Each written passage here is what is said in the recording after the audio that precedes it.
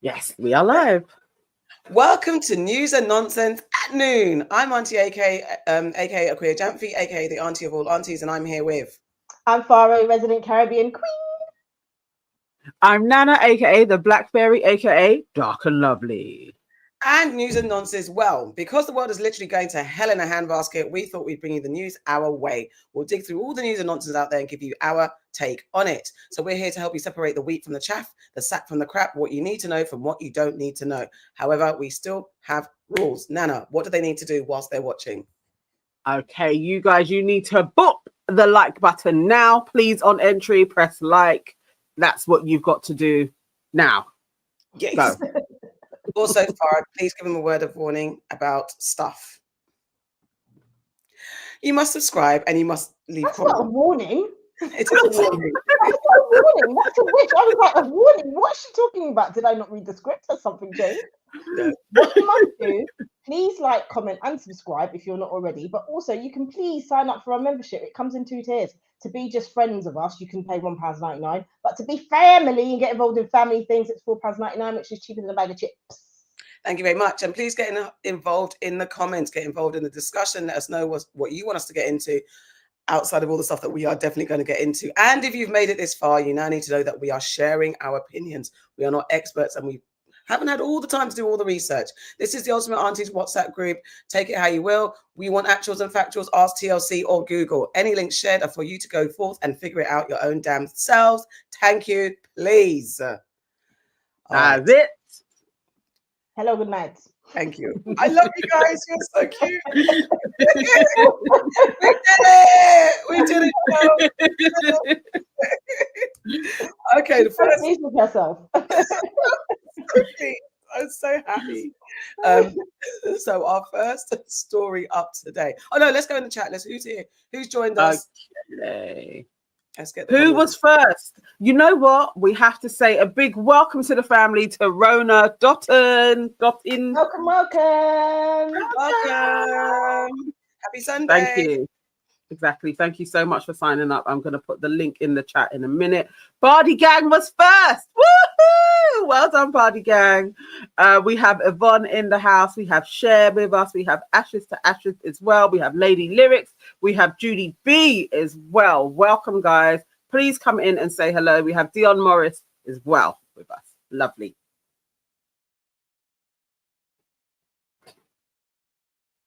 Are you on mute? Okay, righty ho.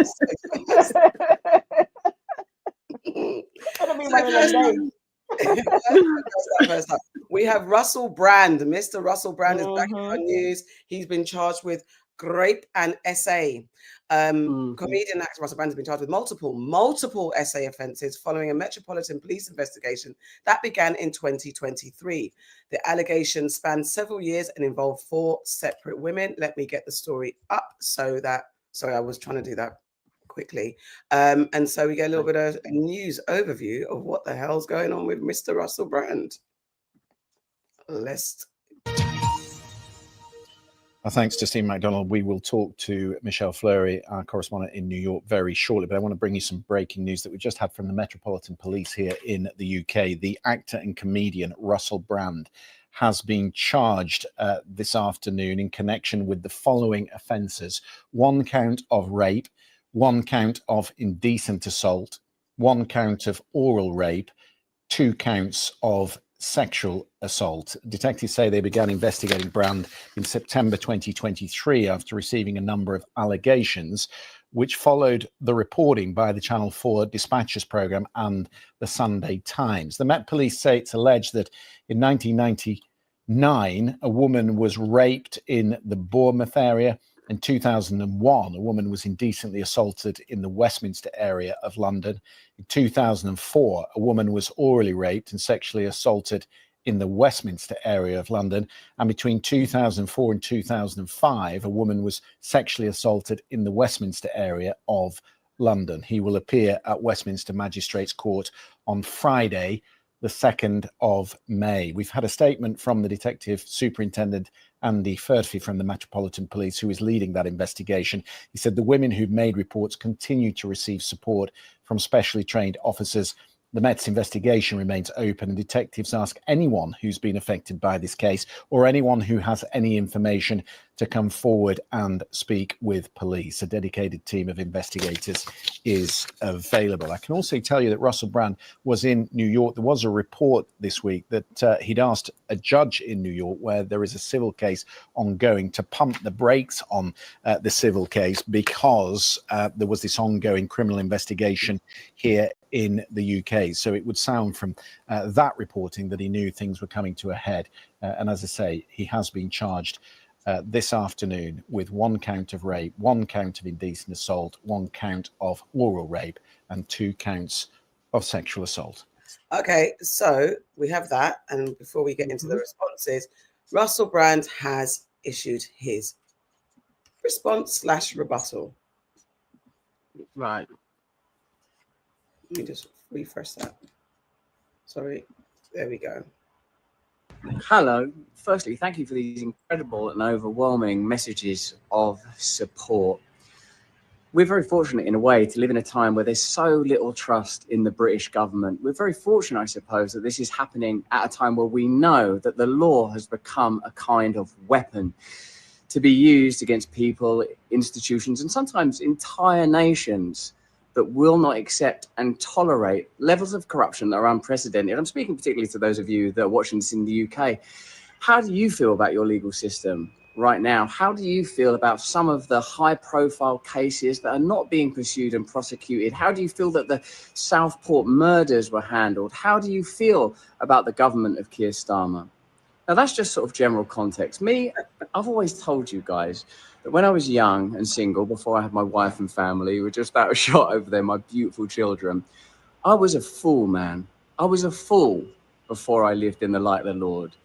I was a drug addict, a sex addict, and an imbecile. But what I never was a rapist. I've never engaged in non-consensual activity. I pray that you can see that by looking in my eyes. I want to thank all of you for continuing support. I want to let you know that our show will be on Rumble on Monday. Thanks for your support there. And of course, I'm now going to have the opportunity to defend these charges in court, and I'm incredibly grateful for that.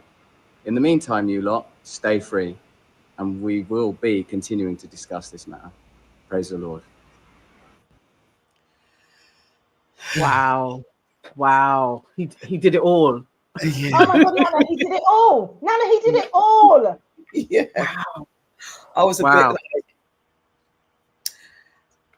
innocent until proven guilty. Absolutely. These are alleged crimes at this point. So we cannot say whether he's guilty or not. We don't know. But his rebuttal was, like, for me, peak cult leader. Peak, look into my eyes, look around my eyes, not around my eyes, look into my eyes. No. I mean, I've fallen off the Russell Brand train for a while now. It's been a few years, but definitely I would say maybe like 2019 to 2021, I actually used to consume his media weekly, sometimes daily, his reports, because I think he was quite spot on. He was challenging the establishment, and he seemed more central to me, not necessarily left loony or right loony, just central. And then his media started to change, and it was super right-wing, conservative, and often borderline racist. And I was like, who is this person? So he knows what he's doing. That was a dog whistle to all of the racist, fascist, Christian nationalists talking about how, think about your government. But say in Southport how that was dealt with as well. It's like, no. Russell, Russell, you know, there has been a lot of talk in media for years about how nasty you actually were.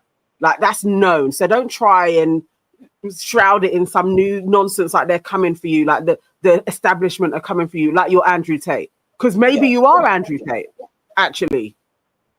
So maybe we need to round these men up, like, and lock them up, because they seem to have the same type of MO. They go to religion. But yeah, I'll let you go, because I could talk on this forever. Honestly, they go to religion and they go to foreign islands. But yeah, he did everything there. He called upon everybody. I'm actually disgusted by him. Like, seriously, to talk about Southport and how is that handled, and to talk about how the government are handling the crimes and the policies that they're bringing in, when you should be talking about your own case. Talk about that. We're not here to talk about what's happening in the government. We know they're fuckeries. We're talking about you being accused of rape. That's what we're talking about, yeah? For you to then be like, oh, before I found my beautiful wife and my beautiful children, they're just off camera there. Like honing in on those people who value families to try and make you seem normalized. And, you know, oh, when I was younger, I used to get up to some things too. No, it's not that. It's not that. And stop praising the Lord in context of this as well. Stop doing that. Yeah. It's so manipulative. I'm just going to go through the comment because everyone's just like, this sounds like GDB says this sounds like manipulation. It absolutely does. Glenn Elm said exactly that. Bring in the Lord.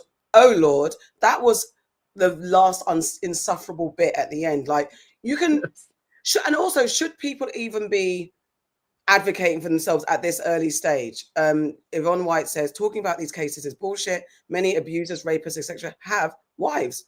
Talk about your beautiful family. Listen, some of them are priests. Let's not forget that. Some of them are priests and pastors and you know, and all the other things that you can be like when you're in praising the Lord. There are so many people who have used this as a tool of manipulation and in order to get close to people that they can terrorize and grape. Let's not pretend that it doesn't happen. Exactly. And he said it twice because he wanted, and the thing is, let's not forget that he is an extremely intelligent man. I'm not going to take that away from him. So he knows what he is doing. He knows what language to use, when to talk about your wife and your kids, when to talk about what's happening in England, when to talk about what's happening with all the cases in Southport. He knows in which way to weave this into context so that people feel sorry for him. Thank you to all my supporters who've been there for me. It really means a lot. Who? Which type of people? Who's supporting you? Body Gang said, sorry, go on, I'll get to you, Nana. But Body Gang said, this sounds like when Diddy tried to sugarcoat the Cassie situation. What were you going to say, Nana? Sorry, I cut you in. Yeah, I was going to say, I remember when this was going around, maybe like 2 years ago, or it could have been last year, when the actual news article came out in the Times. And before that came out, he was saying, I know that they're coming after me. Like there's people that are contacting folks that used to know me. And so he's built up this kind of army of folks that are like, we must protect Russell Brand at all costs because they are coming for him. And so he's had time to prep what he's going to say. He knew charges were going to follow through because the article was so comprehensive. It weren't like Noel Clarke's article at all. This is like evidenced. And then you had the documentary on him as well. So he would know eventually they're probably going to press charges. So going forward on this whole, I'm a Christian, I've repented, I'm different. But if you just, what he said when he was writing his books, it's not unbelievable that there was some unconsensual stuff. If you're a 30-year-old man and you're dealing with 16-year-olds, that in itself, dude, I don't know how you can really be in a space to defend yourself and his wife for that matter. How do you forgive all of these things? But, And then you want to bring in the Lord and say, oh, whatever I did in my youth, I'm a changed man now because, you know, I admit that I was wrong and I did things, but I never did things unconsensually. Whatever, man. Yeah, exactly that. Bringing in, talking about his part, because someone said it, he used to say he's recovering, now he says he's no longer. That's an element because most, and it's not, I mean, you identify how you want to, but a lot of addicts say, I'm recovering, I'm in recovery. They never say completely over being an addict. So that's kind of more, so that for me, how he speaks and how he is kind of, I'm done with that portion and appealing to that portion of the world. Now I'm disassociating myself from being an addict. He can talk about it in the past as a flippant thing, but actually who I am today, I'm not a recovering addict. I'm not an addict. Nothing to do with those people that get on drugs and are not like that. I'm aligning with the people who see drugs as evil, disgusting, and whatever kind of right-wing narrative is when they treat drug addicts like criminals. He's aligning himself. He's to be aligning himself with that kind of rhetoric. So let's disassociate and let me not keep saying recovering addict because I'm no longer appealing to the lefty woo-woo thinkers. And Saul Bennett says the fact that the police kept the case going after 2 years and didn't dismiss the victim means they have good evidence. Precisely. Absolutely. Precisely. There is supposed to be, I mean, even from the documentary and the amount of people that came forward that worked with him, that was like, you know, he was losing jobs because it was known that he was doing shitty things within the Channel 4 buildings. It's like even in his contracts, there was clauses like you can't have females around. Like you didn't want the runners to be able to stay in his room for long because it's like he was proficient at this. So yes, of course, there has to be some reckoning that was going to come his way. And he definitely has changed that whole spate of like he was an advocate for addicts. Like that's all changed now. To have Ben Shapiro basically talking on behalf of him a couple of years ago, that's who he's aligning himself with. So, and those guys basically are the ones that got Trump in. So he's in America. Who's to say he's even going to be back here in May? He's in a place where he's protected because he's singing from the same hymn sheet as the people that are running that country. Look, Trump invited Andrew Tate there. So this is the whole thing. It's like he's in America. Is the UK really going to extradite him? I don't know. They wouldn't even extradite Andrew Tate. Exactly. He could stay. He could stay in America because he's there with his family. So, you know, he may never face any charges. I was going to try and show another foul guy, but I can't find the video. I mixed up the video. But Lawrence Fox, just as an FYI, similarly, well, he's always been outwardly right wing and anti and very racist. But he's recently been charged with an SA offence after allegedly sharing an upskirting image of TV personality Narinder Kaur on social media without her consent. The image, taken over 15 years ago, was posted in April 2024. Kaur described the incident as unimaginably mortifying. Fox 46 apologized at the time, but claimed the situation was not his fault. He did not take the image himself.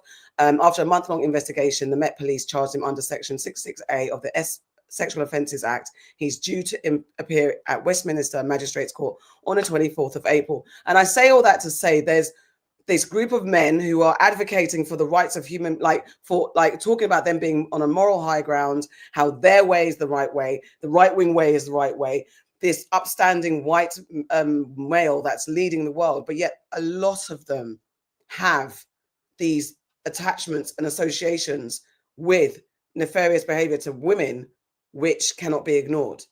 And I don't like that. Rilo has a question. He's saying, I'm sorry, but you lot are saying he's guilty because you don't like him. The truth is, we don't know whether he did it or not.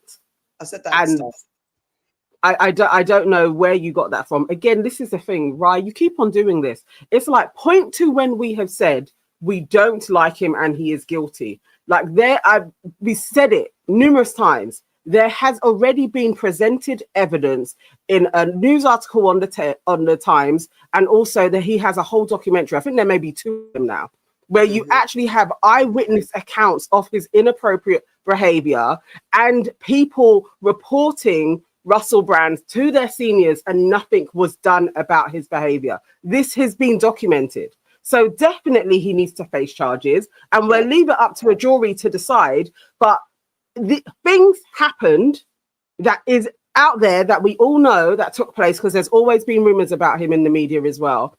And he himself has said, I did some heinous things. So he needs to face a jury on that. Yeah. That's literally it. And it's not about liking him or not. Yeah. And whether you came, I don't know when you came in, Rilo, but definitely said at the beginning, we do not know. These are alleged crimes. We do not know until he gets into court. But there's also evidence that we can talk about, like when we talk about Diddy and other men who've been in this situation, where there's a lot of material that leads us into having some sort of informed opinion. We don't know the final verdict, but we have some sort, because there's a lot of evidence out there that we can discern as sensible human beings with brains. You can also, and there is an MO. You can also listen to some of the evidence from the people, from the alleged victims, but you can also listen to stuff that he's spoken about and reach an understanding that it's heinous.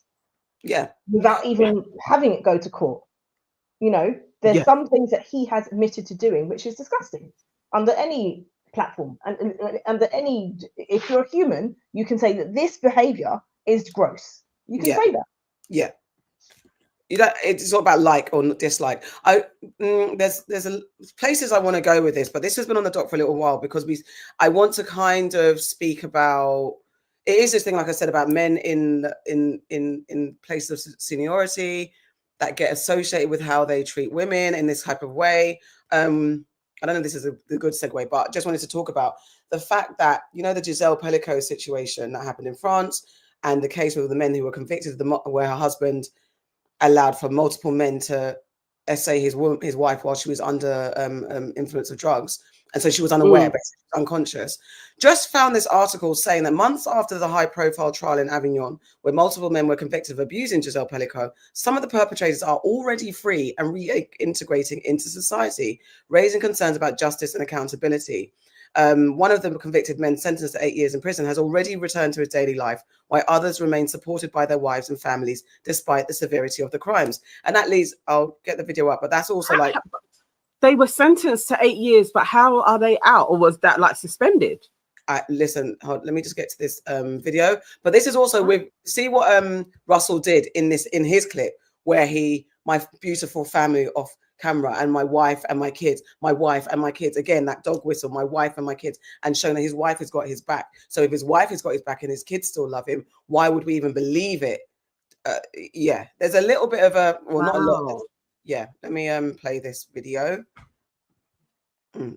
Giselle Pellicot said that shame must change sides, but has that been the case? It's been 2 months since the conclusion of what was known at the time as the trial of the century. Giselle Pellicot was drugged and raped by her husband Dominique over a period of 10 years, and he invited 49 other men to rape her too. So last week, the Sunday Times visited the south of France again to find out what the consequences of the trial have been like for everyone who's been involved. We spoke with almost a dozen people connected to the case, lawyers for the accused men, their families, and actually in one case, one of the men themselves, who we didn't expect to find at his home. What we were surprised to find in the south of France was that some of the men hadn't even served half of their sentence. So one of them had only served 11 months of his 5-year sentence, and we ended up speaking to him on his doorstep. The husband of the woman we spoke to was arrested for over 5 years for aggravated rape. She told us about the moment that she first found out about his arrest, what it was like to sit through the trial and see the evidence that was presented, and about the moment that she had to go to the police station to give a strand of her hair in order for it to be tested for traces of drugs. This is because Giselle was repeatedly drugged by her husband, and he instructed other men how they could drug their own wives. She told us that her physical and mental health are in tatters, that she's had to go to hospital at least once a month for the last year because of the stress that the ordeal has placed on her. She's had to pay around 20,000 euros in legal fees, as well as covering the cost of her husband's food and television in prison. It's without doubt that Giselle standing up there and waving her anonymity has taken away a lot of shame for a lot of victims of sexual assault. And in fact, women in France are waving their own anonymity as if to say in court, we don't need to feel shame for what happened to us. But we still had this question as to whether the men who have been convicted of these crimes felt shame. We actually asked one of the lawyers who had represented one of the men who has indeed repeatedly said he was sorry for what he did.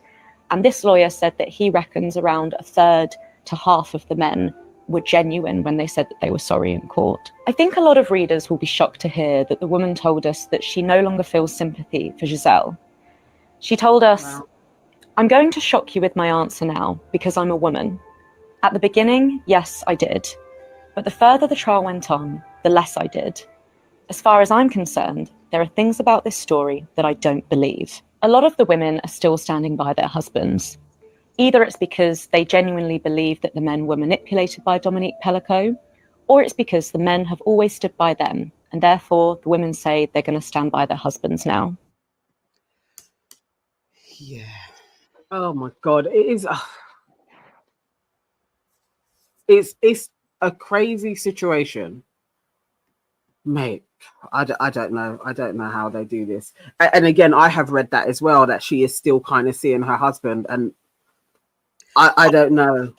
I would give Giselle Pellicot grace because she has been in a how long relationship with this man who's brainwashed her, and I think there's a level of manipulation and brainwash that she's endured. As a victim, in that respect, in that moment, I will give her the grace to figure out how the hell she lives her life after what's been done with her, and trying to reconcile the monster that her husband is versus the man that she thought he was.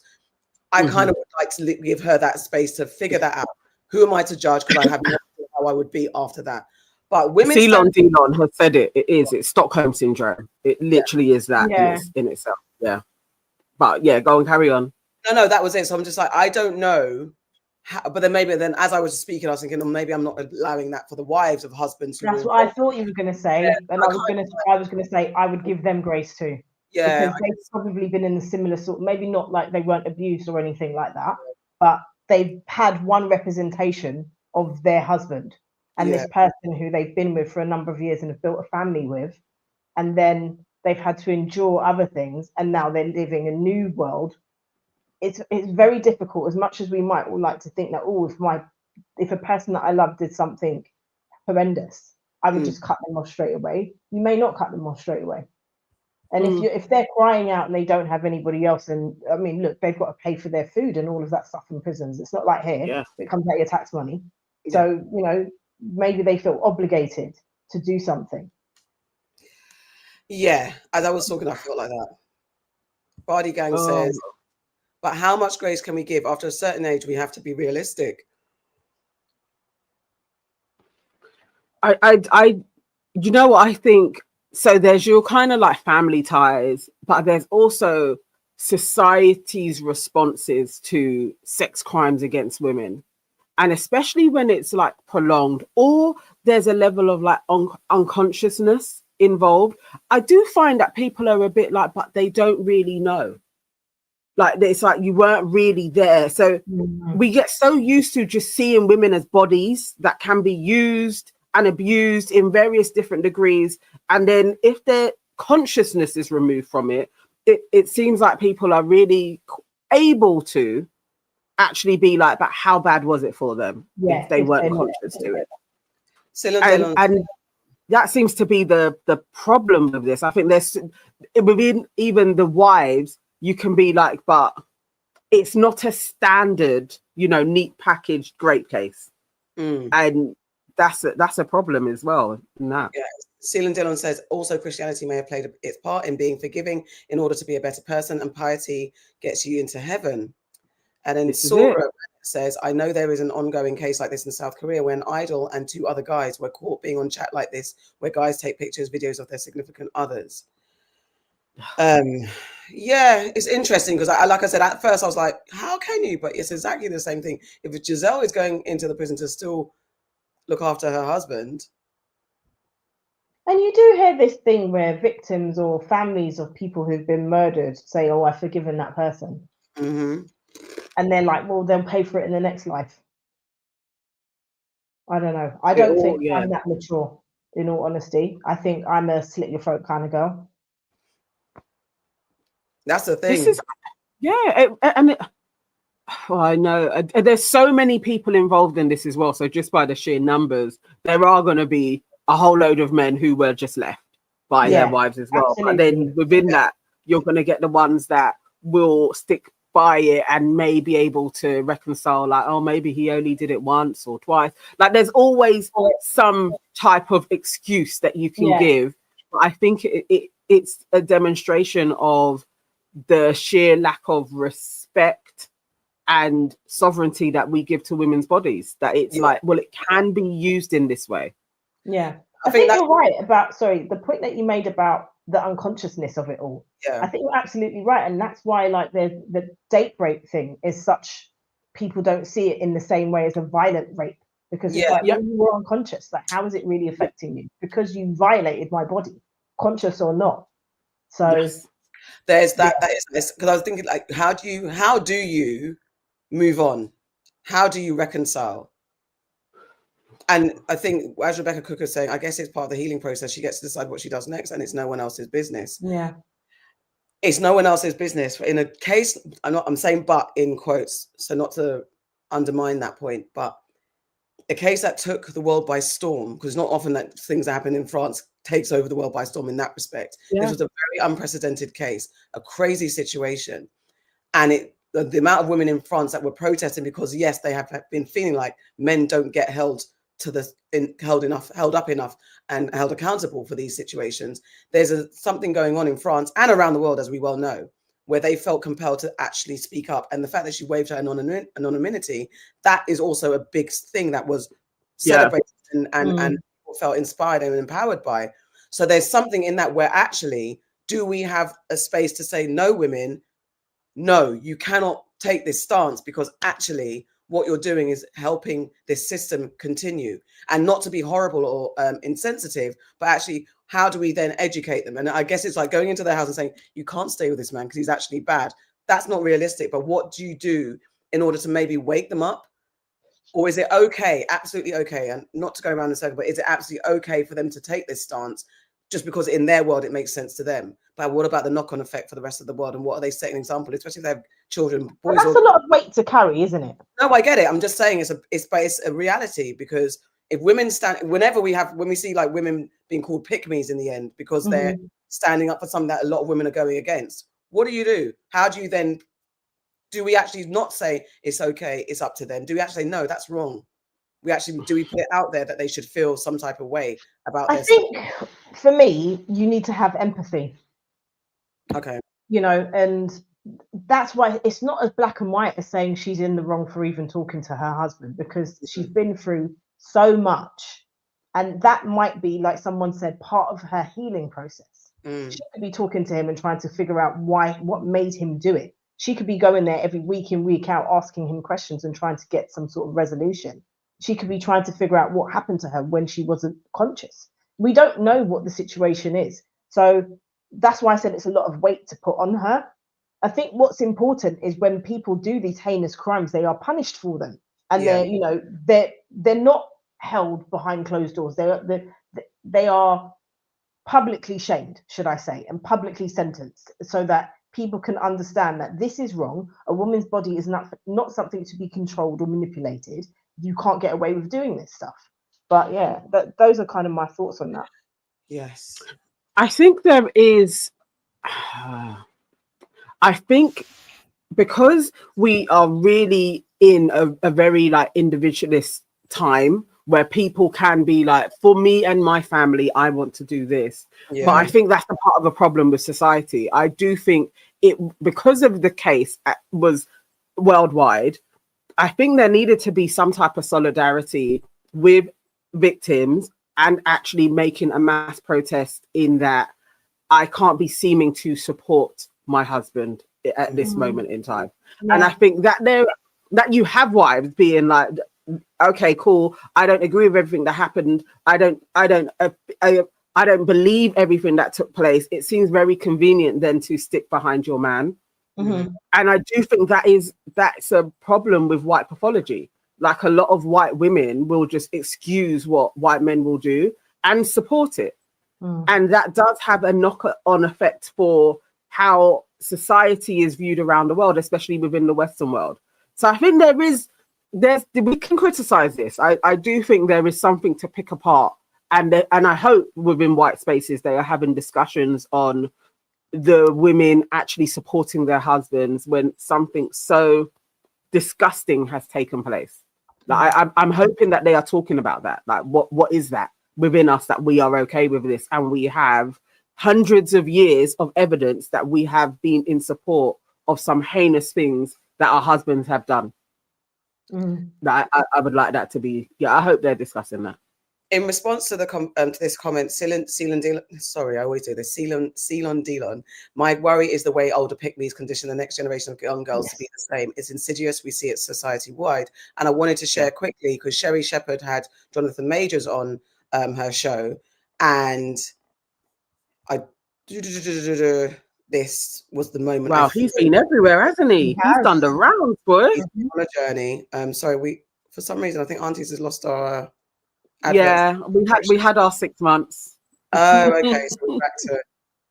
I think I've got it. Anyway. So this is her speaking. Just a quick her speaking, because she said, and I don't know if I've got this clip. I've just looked for it now, just as it triggered.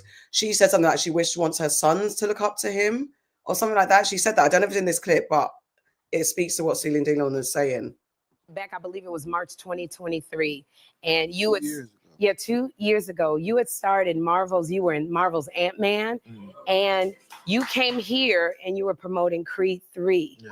And I remember it was like your career was it was going so great Jonathan.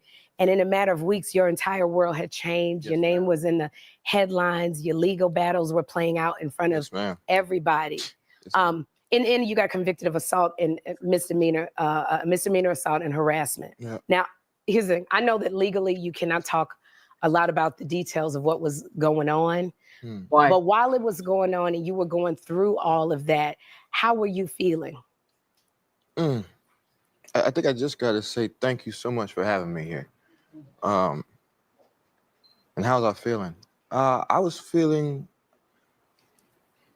I mean, chaos came. Yeah. You know, and you talk about it, you know, you think about it, you know, oh, you're in war now. Oh, you know, this is it. You know, you're in the middle of it. The Bible talks about trials and tribulations, you know, but it's very different to find yourself in it. And you look at the Bible differently. And it's been a journey, you know. My love is here, you know, and Megan, and there were days when, you know, just no surprises, you know, laid up on the couch, just wouldn't move. Actually, 1 block down from where we are now. It's funny, when we drove in here, so like, not, that's not what I'm saying. No, okay, I can't find the bit, but there's a bit where she basically said that, yeah, my son, I've got a son, and stuff like that. So, but Sherry has been accused of being that older woman pick-me that does like, you know, the men, girls don't do this, and men, you got to, you know, we love our men and all that type of stuff. So, I don't know what you think about that. You know what? It annoys me, the level of sympathy that all of these people are extending to him.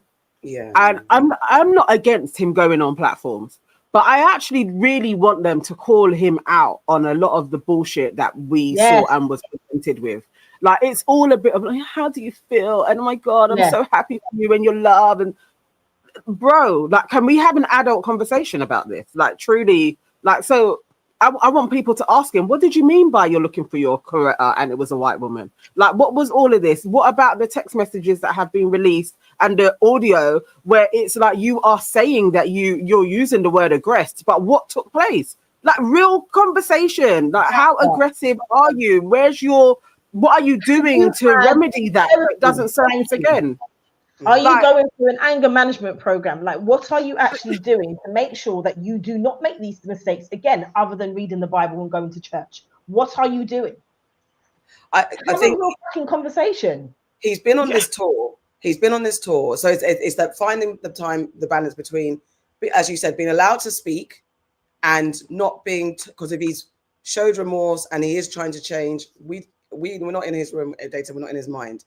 And he has spoken about getting therapy. He has spoken about finding God. He has spoken about leaning on Megan and really fixing himself because of all the trauma. He's spoken about in that interview, I think, was it Variety, where he spoke about he was essayed by men and women as a young. So he's speaking his truth. It's unfortunate that it's timed and aligned with a film promotion because that makes it slightly disingenuous. Would have made sense to not do film promotion. Wait till the film, just let the film do what the film does. I know that's maybe not business sense or savvy, but then come out afterwards and have a conversation, or just find your time in there so it doesn't seem too kind of manipulative that you're doing it in time to promote a film that you want to ingratiate yourself back into the public eye. So basically just to say he has spoken about the therapy that he's getting. Therapy though? Because there's therapy and then there's anger management. There's that. Do you know what I mean? Because other people who have been convicted of these types of crimes and have come back, they have gone through programs of anger management. They've done that, yeah, and they've gone through other like therapy. They've gone through just lots of different ways of healing themselves. And I just feel like he's getting far too much grace for what he has done, more than anybody else. Yeah. I don't know, man. It makes me feel a bit strange that it's all very much like, oh, how are you doing? What about how is the person who you flipping abuse doing? Yeah. How do you feel about that? Glenn Elms is saying apparently the character he played in the film was autistic. She was referencing that as her son is autistic. Okay. That's fine. Is it though? Because I think again, this is what it is. I haven't seen the clip. I heard about the clip being referenced on something I was listening to. So this is how.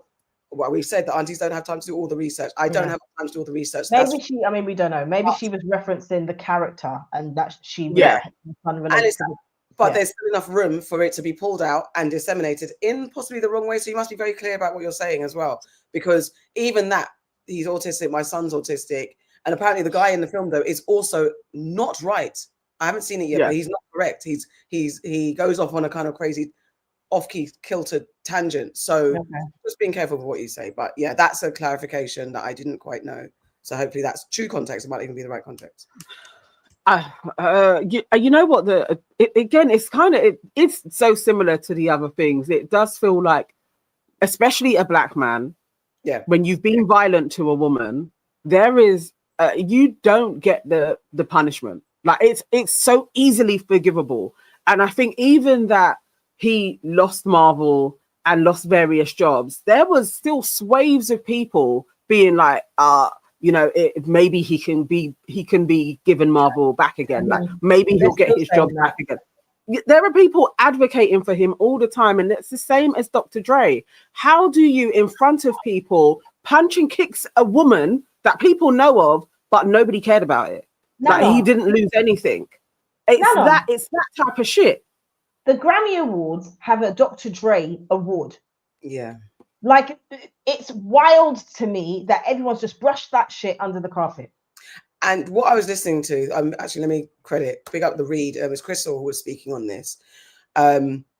What she was like, it's like she said, how she phrased it was like the industry is waiting to see how, she calls us N-words in the American way, how we respond to him. And if we respond to him, how we could, then they can move forward. So that that Grammy award, it's because we let him through. Like I remember hearing about Dr. Dre, but I haven't removed Dr. Dre's catalog from my music catalog. I actually haven't, because as much as I maybe, and I think that there was a point where for that documentary that he did with I can't remember what it's called, I would have interviewed him as well for a press junket. The Beats one. The Beats one. Yeah, a few years ago. Yeah, with Tommy. Yeah. Oh, so I actually even love that documentary. I love it. I love it. And I spoke to the not Leo Cohen, the other guy. Tom, I can see him, but it's annoying. But anyway, someone to Google it, because I'm going to just sit there doing Auntie Brains. Oh, I spoke to him even, and that's controversy aside, because also what have certain white men done to the hip hop industry, blah, blah, blah, blah, blah. Mm-hmm. And I would have spoken to Dr. Dre, and because I have that, again, that thing we talk about Diddy, that childhood, teenage relationship with Dr. Dre and how important he was to my soundtrack of my life. But I would have forgiven that. So I'm also part of the problem when he came out at Kendrick's pop-up. Jimmy Iovine. That's it. That's it, Nana. My brain wouldn't stop. Well done. It really wasn't there for me at all. And yes, the Defiant Ones. Yes, it was the Defiant Ones. Yeah. That's it. Thank you, Sophia. Yeah. I was getting there because when I'm feeling like uninspired, I actually watched that documentary religiously. It just stirs something up in me, like that perseverance going through it. But I hate it's Dr. Dre. Mm-hmm. I hate that. I hate when I even see his face. I really am like, it's unforgivable what you did to Michelet as well. And it's like, we don't even know his latest wife that's divorced him now. I believe that she suffered some shit as well. She's just holding it down for the kids. But no, the guy's a monster, and we have too many monsters that are a part of culture, and it just gets forgiven. And that to me is spot on with his tour of all of the media. It's all been very graceful. And if you go into the comments, people are going back to how they loved him. It's like we forget all of this. So, and I think for me as well, what's important to remember is that he's a grown ass man. You know? Yeah. Some people have made mistakes when they are children. This is a grown ass man who somehow, look, he's got Megan Good now. It's like, isn't he wonderful? Look at it's all black love, and I'm all for black love. But it's just, he wasn't about that life before. And he wasn't. And there were rumors about his penchant for the Caucasian lady has been going on before. And it was starting to it's not even rumor. We saw it. And then look at that. And and I understand that black people, we get to a point where we just fed up with being downtrodden in public eye. We don't want to have these things attached to us, but there's an element of accountability. And owning up to stuff. We are very sensitive and protective of the negative stuff that comes out of our community. And yes, we can say it's not exclusive to us, but because we are so effective to the world when it comes to culture and popular culture, we do possibly have to have an extra level of scrutinizing what we do, and not to say to compare to white folks or anything like that, but for the betterment of ourselves, because our stuff gets exported in a different way, and we are brainwashed and targeted and restricted and oppressed on the back of these stereotypes, on the back of these stories, and they get used against us so many ways. I think definitely. Can you get some more comments? Okay. All right. Going straight to Cedon Delon says, when we value wealth above character, it becomes impossible to overlook the latter in favor of the former. And that is true. That is true. You know, this whole movement. It is like Black excellence. It's done a number on a lot of us, and we have to really look into that part of the excellence as well, and the Black of it all. Like, what does it actually stand for, and who are the people that are being revered within spaces? I truly think that Jonathan Majors is probably going to come back. I don't know if he's going to get a Marvel, but he might get a DC. For real, but he's going to be back again. He's going to be back. And a lovely segue into this. I did watch all of this yesterday. I haven't watched this. I haven't watched all of it, but I just saw this bit and was like, what the hell? Okay, let's go. Why do you think that is with the creative side? Well, because losing out money, you got to take drugs. You're going through so much shit to try and deal with life. You are literally, it's an unhealthy space. And so eventually you're going to go too far. You know, who knows what happened to Philip? Who knows what he had to do in order to get to where he was at? There's a lot of things that people do that end up sitting and they can't get over it. And they got to keep getting high, hoping to get it out of their head. You know, but when you lose your man card, that's the only thing I can think of. You lose your damn man card. What is that? What do you mean by that? You give up your ability, your right to being a man. A man don't take it. A man gives it. Oh. So when you give up that man card, you don't get that back. Are you saying what I think you're saying? No, I'm saying what I'm saying. You don't get that back. You come into this world as a man one time. You give up that right for anything, for fear of being hurt, fear of somebody doing something, for wanting to gain something. When you give up that man card right, you lose some spiritual energy that has always been pushing through. Like if a woman gives up her womanly right of being a mother and taking care of her family and do all those things, when you give up those things, but when you give up your manhood, I've never seen somebody recover from it. That was all the people that went to the Puffy parties. That was all the people that did all those things thinking that there was never going to be a consequence for what they were doing. Get punked out and pimped out by some greater desire. You shouldn't have a greater desire than being a man. So I believe that's a big problem with a lot of the actors out there, because they get fluid. And next thing you know, once you go fluid, it's gone. You don't have any foundation to pull yourself back from. So maintain your man card, no matter what. Man, I mean, you know, one of the things you're seeing, you went to a whole different place. Sorry. No, I get it. So you see some guys struggling with that. You see Bieber struggling with that. You see some of these guys struggling with that. They can't get it out of their head. They can't get it out of their head. The things that they did, no matter how they did it, whether they were drunk or high or whatever, you gave up your man card. You need therapy. And that's the thing that hurts them the most. And so they end up on drugs, end up every way to try and get rid of any principles there are. And that's what the business does. And the women that trade their bodies to go and get the role, they get to the point where they have their Oscar, they have their money, but they don't have their dream. They don't have the soul that they started with. So it's like achieving don't mean anything. If I get all the Nobel Prizes from doing all of this, but in the process, I have to trade out all of my integrity to do it so that they can stay in place, what benefit is that if I lose my integrity? You got to go in as a principal. And what we were brought in here as men. We produce 1,500 sperm per heartbeat for a reason, because the aggression is necessary. You don't trade that in, no matter what. Did you ever have the opportunity where you got invited and you said no to it? Hell yeah. What was the Hell consequences yeah. when you said no? Puffy invited me for weeks, asking me to come and teach him how to, wanted me to be his acting coach for a while. Go there, and he's sitting around just looking. I'm like, okay, what's the material you want to work on? He's just looking at me. Then next thing you know, okay, hey, will you help me? I want to hear your music. So I come over there and I play the music, and he's sitting there just looking at me, like waiting. Okay. So then my assistant was like, he wants to hang out with you next week. And I was like, for what? He's like, I think he's trying to fuck you. That's what my assistant said. And I was like, oh, okay. Now I get it.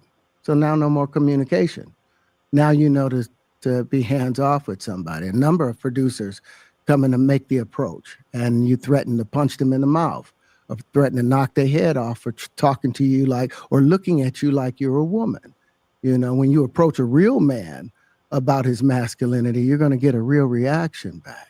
It's a difference when a guy walks in a room and when a man walks into a room. And a man don't take the same things that a guy will accept. So always be the man in the room. And that's always been my whole thing, and have lost businesses because I don't bend over in that way. I don't compromise. I don't play gay roles. I don't kiss a man. I don't do that shit, because the man card means everything. There's a lot in that. There's so much in that is disturbing for so many different reasons. Yeah. So there's like all of his own thought processes and his grievances, I would say, to homosexuality. He has that part in there. So then you have the you don't want to partake in what is necessary to get on, and that being, it doesn't matter what your will is, it's like bending to the will of somebody else in order to get put on. There's that. And that's probably more where I'm like, okay, I understand him on that. But his attitude to it all, bro, for quite a while, I did actually think that he could be gay, though. I don't know where I even got that from. But Terrence Howard, to me, I've always put him as, I don't know his sexuality. He's not the epitome of masculinity, is he? That's the thing. Yeah, that's where I'm like, is this supremely showboating? Because there has been rumors about you before, and I'm not discounting, because I haven't heard him to be a liar, so I don't know. That probably did happen with Diddy. Who knows? Yeah. There's just a lot to it. There's just too many bits. And then there was the bit about women as well, like submission, basically. Like you're here to be a mother and to raise your children and to do the family stuff. That's what your role is. And when you give that up, you're giving yourself up. Okay. So what if you're not a mother? What if you can't have children? What if you don't want children? I think the compartmentalization of what he's saying, as Nana was saying, and because it is that the woman thing, I was like, what? The homophobic stuff, I'm like, what? I understand what he's saying. Removing real man from the narrative. A man, because we know in society, in conversation, you hear it. I've already said, amount of times I will keep wanting to put the word pause and why for that on Enemy of Progress, because it's like, can you just, as grown men, just talk? You don't have to point out, that's a bit gay, that's a bit gay. It's enough. Any sensible man, anyway, forget that. So all of this stuff, we know, and it's been relayed back to us many, many times, that a way to undermining or emasculating a man is, in their quotes, saying, bend them over in whatever way, take them sexually in that way. That's what they say. So, but I want to remove that from the act of, if you are gay, that's got nothing to do with that's not how I see it. That's not what I'm saying.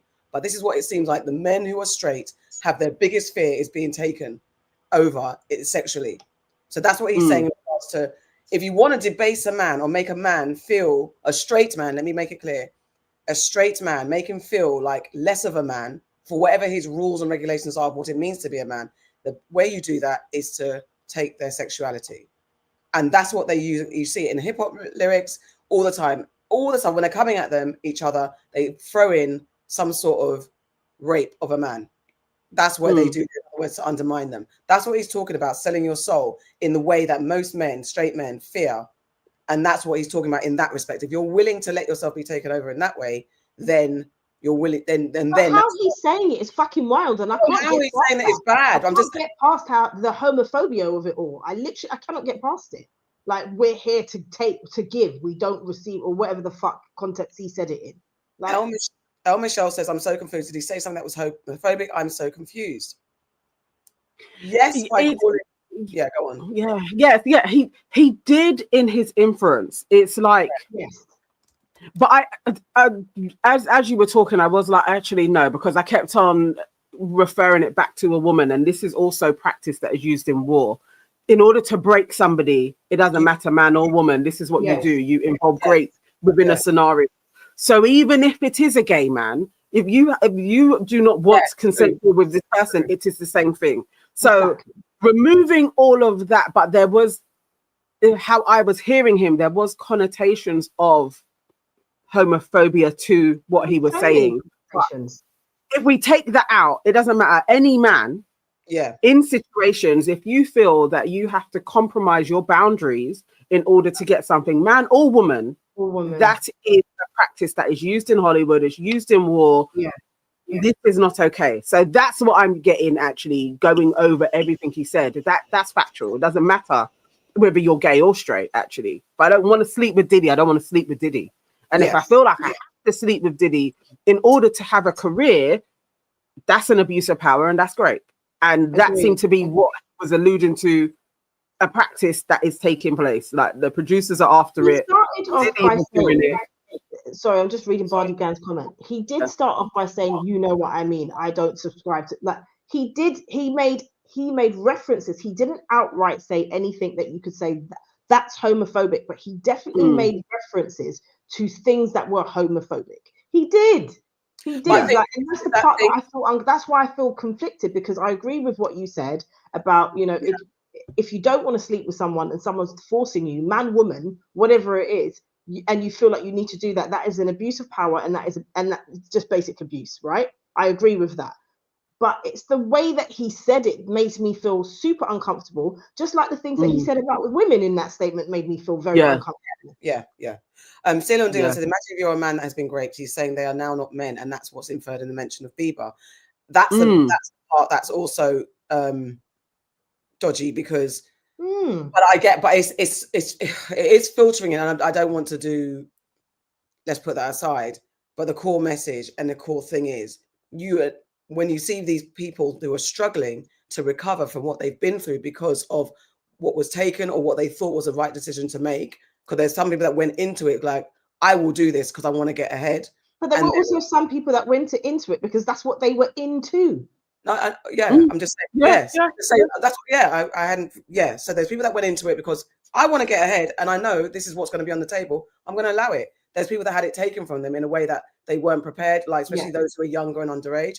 And there were those who, we're talking about, those who are into it, but not knowing it's going to, eventually it could be used against them. So there's so many people in that space there, the post-traumatic stress of actually what happened, whether you got successful and then it's been held against you, or you got successful, or you got, again, taken over in a way that you weren't out of control, like the younger people who are now older people who are trying to forget by taking drugs or doing whatever. There's that's the connotation, that's the fallout that I guess Terrence is referencing, that if you haven't got your wits about you in this industry, you'll end up like a Bieber or even a Diddy, because you end up in jail because it goes against you, and other people who have just fallen by the wayside that we might have seen. I don't know if that happened to, I don't want to say names, but I don't know if that happened to them.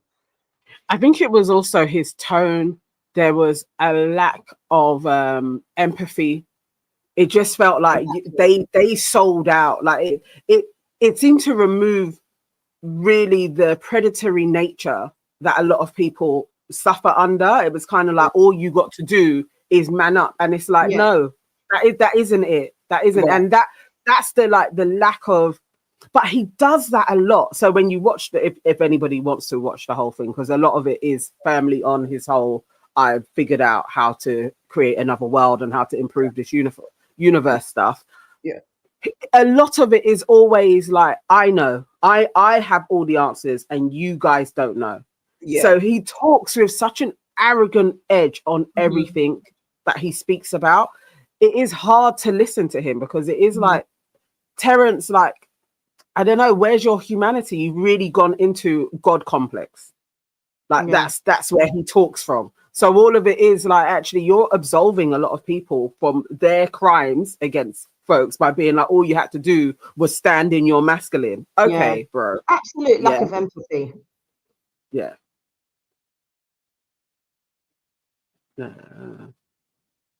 Yeah, Celine Dion says he's also implying it's only a problem for men. That's it. Exactly that. And it is that whole framing, like, you know, to be a woman is to have children and to care for your family. It's like, oh, really? Is that it? Because that is not it. Yeah. I want more from Terrence. What did he say about the sperm and that's why you need the aggression? Okay. This is actually a perfect segue. I didn't mean to go here just yet, but perfect segue into men not understanding and thinking they know better about what's women's rights. And it's poignant because this is happening in Africa. So always the feminist conversation and women's rights tend to be focused on what's happening in the West. But in Africa, we got women, and around in other countries, let me say, in the Caribbean and in Africa, other spaces, people are also fighting the good fight to just set men back onto some common sense train. This is a tense exchange in Kenya's parliament, which has sparked national debate as Suba North MP Millie Odhiambo and Rukara MP TJ Kajwang clashed over how best to address women's issues. At the heart of the argument was the controversial 2/3 gender rule, a constitutional provision that remains unfulfilled over a decade since it was passed, basically having 2/3 where there shouldn't be more than 2/3 of the same gender in any type of space, especially in parliament. Okay. Fair representation. So this is, I've got sections to go through, so bear with me, but you need to get the context because it is quite funny because Auntie Millie sets it. So first of all, this is TJ Kajwang, who is introing his points. Issues are maternal health care. Women issues are capacity building for Mama Mboga to be able to be economically viable in her local environment. Women issues is about safe water for the mothers as they bring up their families.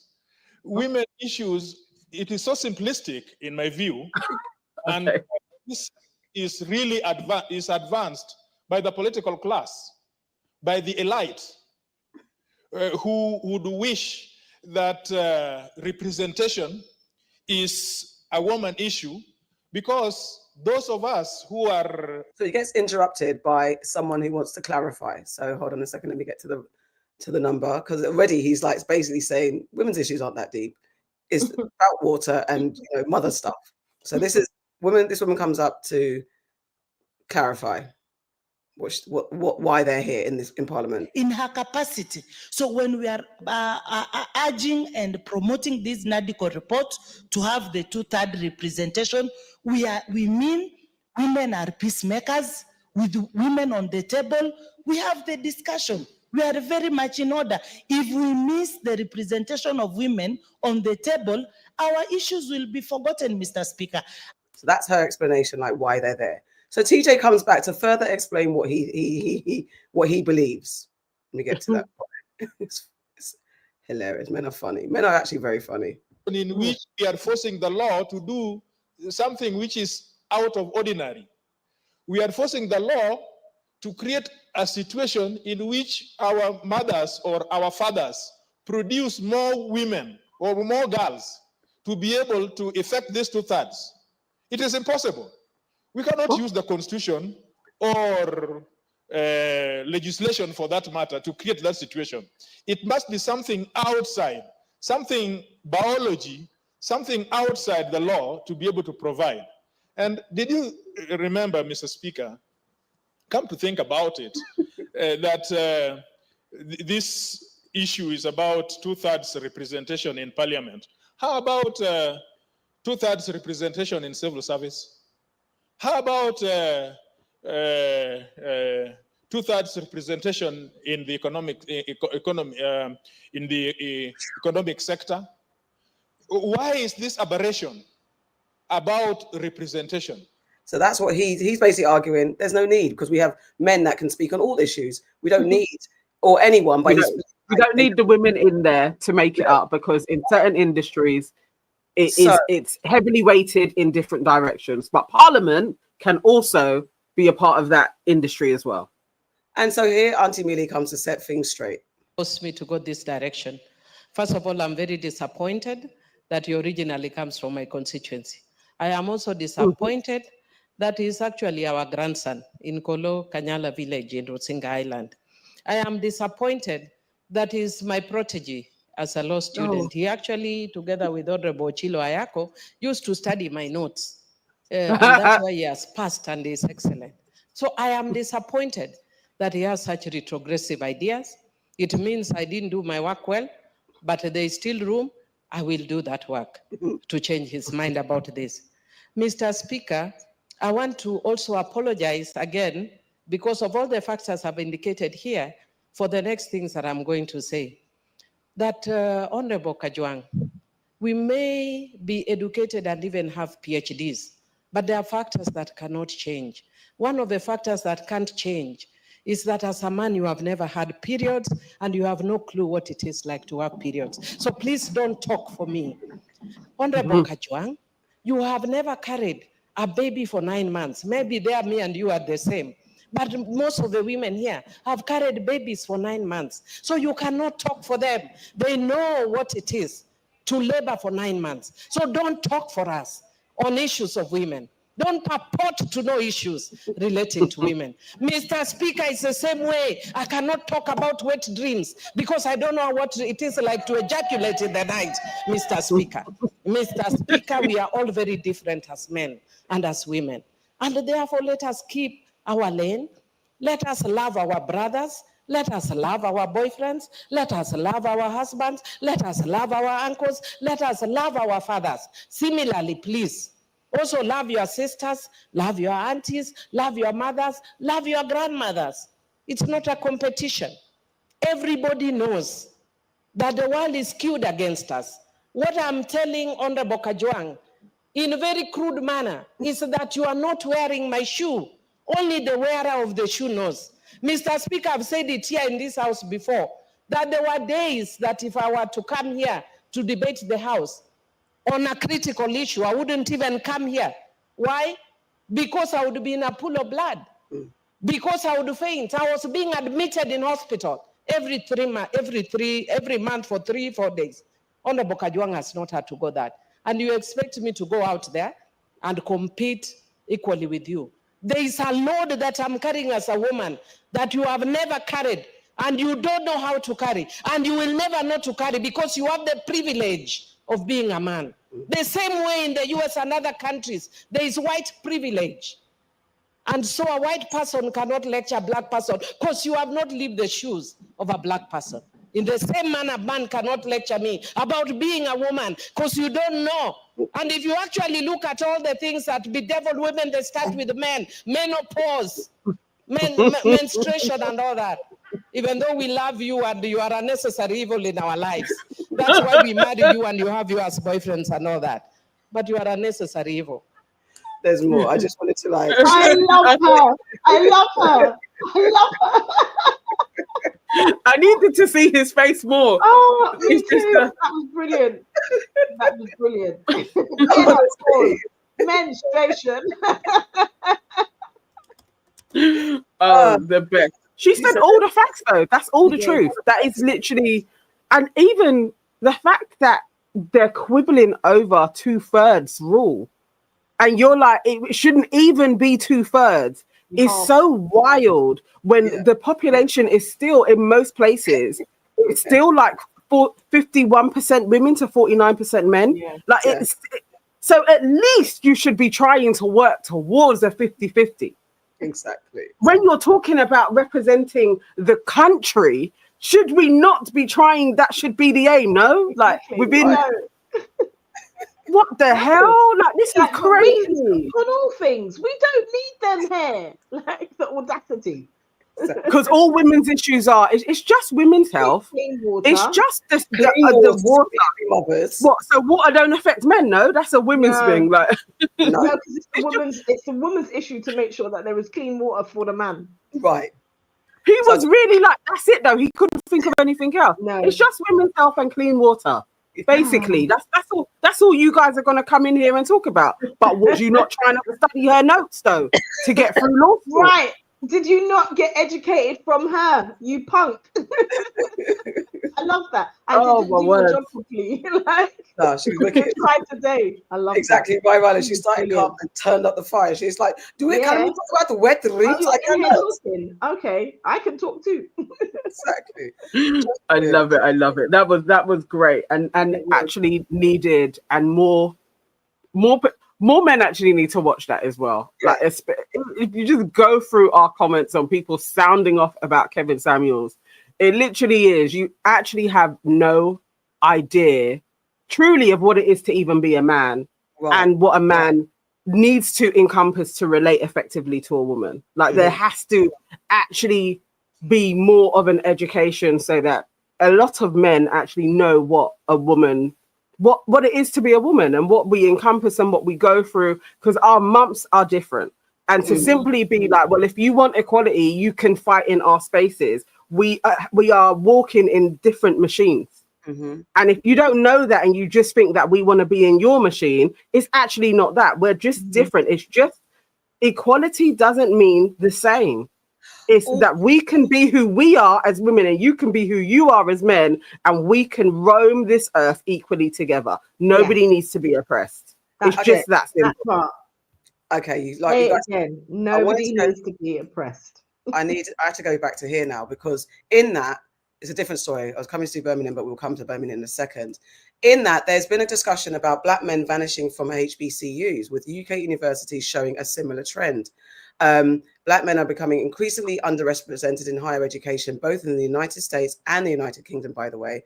But specifically at America's historically Black colleges and universities, HBCUs, enrollment has dropped sharply, with just 19% of students at Howard University identifying as Black men. So, wow. That I'll play a bit of this, but this has also caused a gender fallout. So I'm going to play this clip just to get some establishing of the story, and then we'll come to the gender debate. Hold on one second. The gender debate that this sparked. Give me a few seconds. That is quite interesting, just even as a stat as well. That's very interesting. I don't know. I'm just anecdotally, I'm thinking of a lot of my nephews, like little cousins and stuff. Most of them kind of go that way to university, and we have a lot of boys in my family. So I hadn't seen that manifesting. So that's quite interesting. Let me just read a stat for the UK. This pattern mirrors data from the UK, where only 3.4% of Black Caribbean men entered higher education in 21/22, compared to 56.5% of Black Caribbean women. The gap reflects wider issues, including rising costs, lack of academic support, and pressure to enter work early. So without focused support, these disparities could undermine long-term progress and economic equalities, community stability, and access to opportunities. So let me just get this American take on this. I'm going to start in the right place. So yeah, am I sharing? Yep. I am, and thank you for having me to discuss this really important topic. Do that. Or there at Howard, just down the road from us. I am, and thank you for having me to discuss this really important topic. I'm a Howard alum, and so I remember as a student, the numbers were also pretty stark at that time. I think we were around 33 to 34% when I was a student between 2004 and 2008. Now, as you announced in your introduction, Howard University is around 25% male total. And I think a recent statistic said around 19% Black male. And so that is felt on campus. That is felt, I think, in our social clubs. It's felt on the yard. And I think many of our male students have commented that in some of their classes, they're the only male in their class. So I will just say I did not attend an HBCU. I attended a PWI, a predominantly white institution, but I have so many friends and family members who attended HBCUs. They talk to me about what that experience has meant to them, not just while they're on campus, but when they go out into their professional lives. They stay connected to the HBCU experience. They stay connected to communities like the Howard community that you represent. So I just want to ask you, when there are fewer Black men on campus, walk us through, what does that mean? What do we lose when those Black men are not as robust a presence on campuses like yours? By the time students actually come to college, we're dealing with the males that have actually transcended what we call the belief gap. This gap in between what students can actually achieve and what their professors, teachers, counselors believe they can achieve. For Black males, that gap is the largest. When they get into the campus experiences is significantly impacted by the imbalance, right? At every educational institution, we want a diversity of experience. And so when you don't have as many males in the classroom, that diversity of experiences is significantly impacted. It gets even more scary when we trace it forward, right? I think we're dealing with some really unique statistics right now. Black males, as we will dive deeper into this in a moment, are graduating at a much lower rate than Black females. And that's across all colleges. Across all colleges, not just HBCUs. Right. And so this drop in the past decade has been seen more drastically. But the reality is this is not a Howard problem. This is not an HBCU problem. This is not a PWI problem. This is an American education problem. That's interesting, because I was thinking whether or not my conspiracy hat was on for a little bit. I was thinking, are they trying to, make the fall of the HBCU? But if it's across colleges in general, it is a bit different. You're on mute. On that note, we've heard that there are some issues pertaining to as to why there's a drop. There's a few things that he raised and a few things that were in the stats. So this young lady, Be Right Back and Bougie or something like that, she did a commentary on the initial story because the article broke in New York Times about this, and then she had a response video to that, and then she got a response video to the response that happened to this article. Let me play it. Okay. I just did this whole article from the New York Times that was talking about the gender gap within HBCUs. And I wanted to come back to the conversation that Terrence was having on his social media platforms.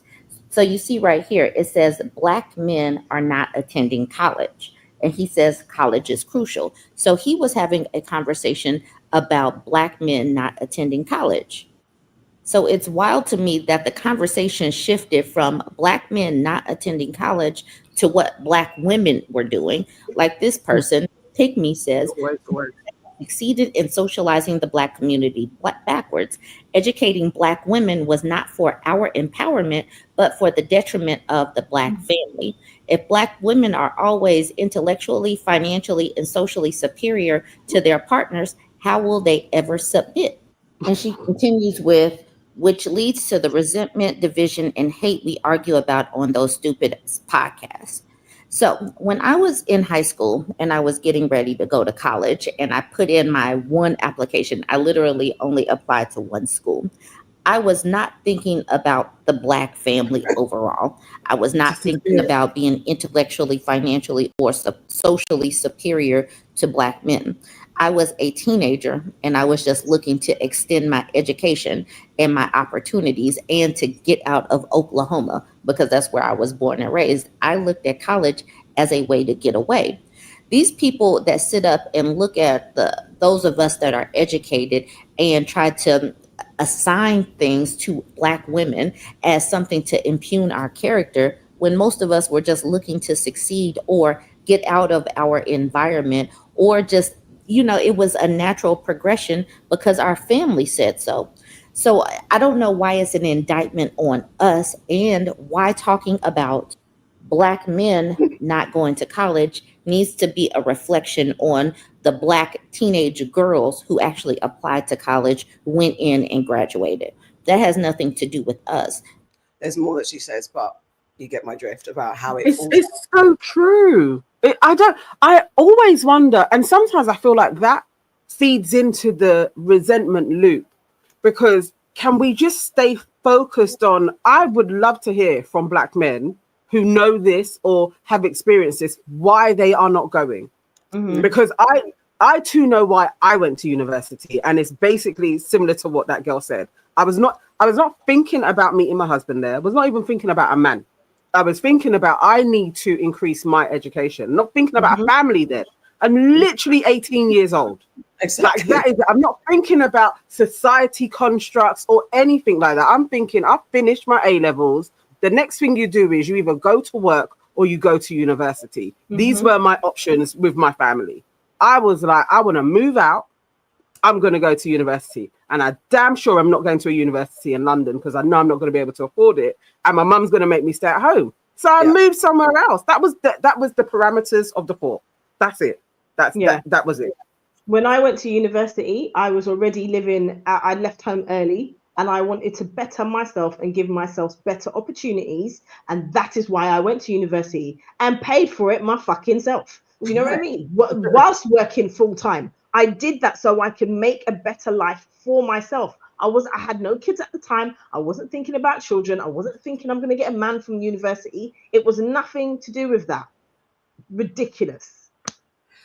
I don't know if it's American issue. We do have stats and figures where, yes, it might be that, because also what the previous guy was talking about is actually being there and feeling isolated. So do people, because maybe in the UK we might have more boys going, but then we have that moment of them feeling like they need to be there, be encouraged to be there, not being pulled by the outside distractions, which can happen to predominantly Black boys as well. You know, that kind of road temptation happens, so there's an extra level of support possibly needed for them. So I don't think it's just an American thing. It actually does show up. I was literally just reading that it's I think the drop levels aren't as large as in America, or maybe it's they've seen that it's been going on for longer there, so they have more data points on it. But also over here, they don't seem to watch too many Black people, so we're not being researched in the same way. But there are still more Black women applying to go to universities than there are Black men. That's still over here as well. So that has to be a thing. And then it's also, you know, the differences in the courses that we all go for and all of those things as well. But I wonder why. I wonder why there would be such a dramatic drop, really. John Keith says, my parents raised 4 Black boys. The idea of not going to college never crossed our minds. It was deeply ingrained in us that we would. John, are you from the UK or from America? But just to get some localization of where you guys are talking from. But yeah, I would like to know either, because we do have that stigma with the Black community. When you're educated, when you're focused on your books, then you become like a sellout. It's associated with not being Black enough. You're not cool enough. So we have, and that starts in school. So by the time, depending on your family background, but depending on your friendship network, it's not always about family. As you said, you'd left home.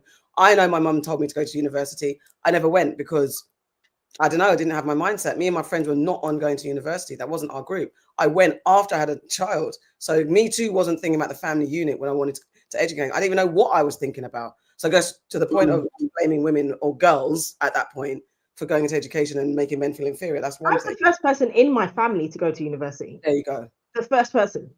There you go. So university in my family was not necessarily a thing. Like, we didn't get told you must go to university. Yeah, I don't know what it is. It's very interesting. I think Friends is such a poignant part, actually, because different fractions of my friendship circles, yes, there was different sets that wasn't a thing. It was going into work, actually, straight from, and then even the courses that they were doing, it wasn't all of my friends that even did A levels at that time. It was like GMVQs were quite big, and BTEC nationals. So I did a BTEC national. The BTEC ones generally they were like, we're going into various different industries, and they would just start at the bottom and work their way up. So there was lots of that. It is your friendship circles. Definitely my primary friends. Well, we all went to uni together, went to the same uni. And that's the thing of moving in a pack.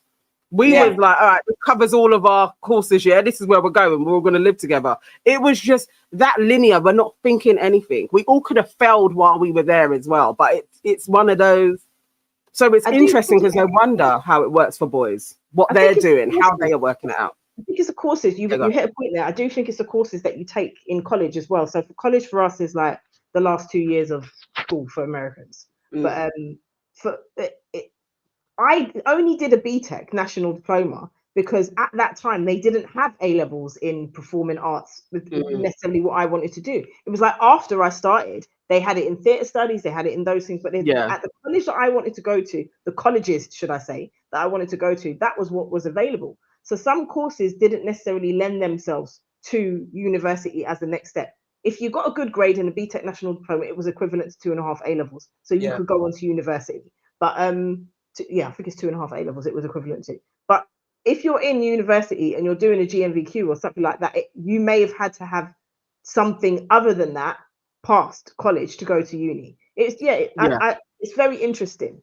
Because I went off tangent a bit talking about the girls' side of things, but even like as I was saying, it starts in school in that herd mentality, that pack mentality. What are you doing? Are you doing your lessons, or are you going to come out and play football? Are you doing your lessons, or are you going to come out and bunk? Are you focusing on that, or you think you're a wife? Like all that type of stuff that gets, when you're young, all that brainwash, all that wanting to fit in and conform to what everyone else is not doing and not standing out.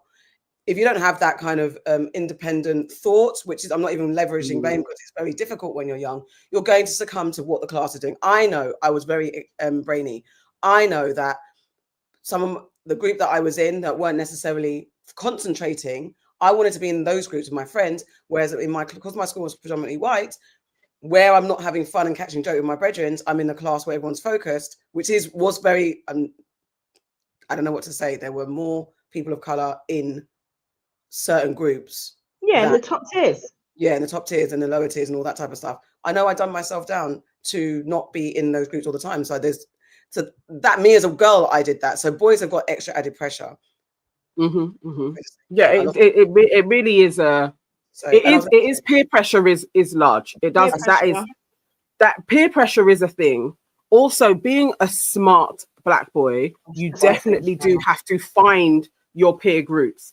The eldest is in a school in London, is very heavily black boy, and that's why we put him there, because not only is it in central London and there are a lot of black boys in there, they are the majority of the school. The school has an ethos to working hard. Now, even within that, there are still the fractions of the nerds working hard to being popular, but you're smart. Like there's still, and to being popular and you don't pay attention in class. It's trying to shape him to go with, all right, you don't want to hang with the nerds, but at least go with the populars that are smart, please. Like, don't try and dumb yourself down. And if you're getting ribbed, and he has had that a bit, because he is a dancer, but he's also very smart. So it's like you can fall outside of the populist kind of grouping. It is really reaffirming him to be like, bun them. Like actually, because you see where they end up, and living in Newham, we can see them. You see where that type of man ends up, and they're literally out here all the time working on roads. So, but it is a hard one bringing up black boys. It's not easy. It's about the type of schools that they go to. Like you and your husband are very, cognizant of the type of school that you wanted your son to go to and where it would get him in. But there are parents that don't necessarily have the time to do that and don't really see what the teachers are teaching those children. Let's not forget, there are so many black boys that get dumbed down in school. The smart ones get told that they're disruptive because they need a little bit more than everybody else. Like their boarding class, they get told that they're disruptive. So then they get into trouble, they get suspended, and then they get told that, oh, what type of jobs can you do? They get driven into more manual labor. Not that there's anything wrong with that, but if they say to their teachers, I want to be a lawyer, I want to be a doctor, some of those teachers are like, well, how are you going to do that? Yeah. And then they feel like they can't aspire to these things. And if they're not seeing anybody that looks like them do these things, again, they can't aspire to those things. It's very difficult. It's really hard to think outside of the box of that. And definitely I had that with my nephew. He's smart as hell, but the school he went to and his peers, they are all on crud. And it's just like, it's really hard when peer pressure gets to a teenager because they don't have their brain fully formed to get them away from that peer mentality, to actually think outside of that if they don't have that will within them. Like, it's very hard. So it's I can see how it would happen. And I think it was Strike that was saying about trades. I wish that was elevated where within young people they see it being a real potential for them to learn a trade, because that's what we're going to need. With AI definitely. taking over, you're going to need a trade. You're going to need to know how to do plumbing. You're going to need to know how to do mechanics. Like, that's where you're actually going to be able to build a proper life for yourselves. But, you know, while people they don't even know how to flip and change a tire, it's really hard, or have any inclination to go to trade school. And that's sorry, just very light story. When I was in Grenada last year with my little cousin, my little nephew cousin, let me call him, the two of them, I was saying we had to move a bed out of one room, and it was too big to come, like, it'd been built in the room, so we had to dismantle it. I said to them, do this, I'm coming back downstairs. When I came back downstairs, these boys don't do manual labor. They don't know. They know if I gave them a computer, they know what to do. Basic things. I was like, what are you doing? How they assembled the bed? It was like this, like basic. It wasn't even connected in the right way. And I was like, can you see what you've done? But this is the thing. Sorry, I'm going back to didn't land on my point in college. When you get to college, we had so many boys in business and finance because that's the one that all course, isn't it? But you're not even thinking about what am I actually good at? What can I actually do? What am I offering? What do I even want to be? And there's that through line, as you guys have mentioned, the lack of support in schools, general schools that are over. Let's not talk about them being overworked and underpaid and the funding and all that type of stuff. But then you also have on top of that racism. And that systemic oppression that Black children go through regardless of gender. So by then you've got no encouragement. You go to college, my friend. Okay, if you do go to college for the real reasons and not the reason just to meet gal and go raving and all that type of stuff, you're going to do business and finance. You might do something different, but who knows what you're going to do. The majority of boys that we knew in college, they were doing, I think maybe one or two did something else. The majority of them did business and finance, and they left and they didn't go into business or finance. That's you came exactly. And then for them to blame women, and as you guys were saying about the herd mentality, there's something that you guys said. Sorry, I lost my point again. That you turn around and blame women who are getting on with it, but you're not looking at the factors of why men are not doing those courses. I was trying to think what you lot were saying about. I think it's easy to go into the blame game of society when you're seeing basically how society is structured, like men do better, and then as women start rising, it's easy to be like they're doing that in spite of us, instead of actually it's just as we are all finding our equal plateaus in what we want, having agency on our lives. There are some people who are just a little bit more organized in staying focused, and that actually is a feminine trait. Men have feminine traits too. Like we literally are a balance of both. So instead of it being like they're doing it in spite of, it's actually like, no, it's just how we're going to vibrate together. Like you are going to find resonance in actually a structure and moving along that way. And there are more things that come at especially Black boys that don't come at Black girls. We do have racism come at us in schools, but in Black boys, there is another sweeping level to kind of take away your self-esteem as well. So, and then you have peers that do the same so that you conform to if you're an alpha or a beta. And so you have different pressures coming at you that girls don't necessarily have as well. And that's it. It's like you actually have to look at yourselves. Instead of looking at what these women are doing over here is doing something to us. It's actually having men spaces like we have women spaces where we can then champion each other. I do think there is something there needs to be way more kind of men spaces. And we're doing this in spite of women. We are doing it to collectively raise our standards. Ourselves up. And that's the part, because instead of like, it's exactly that.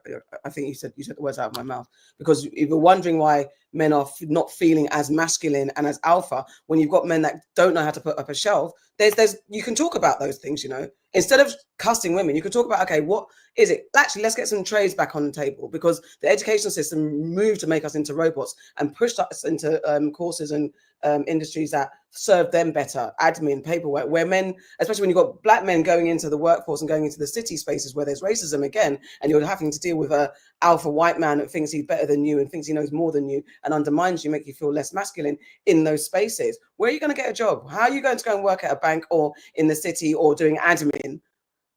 For what and how? And then you end up being like a bus driver or something, something that's blue collar.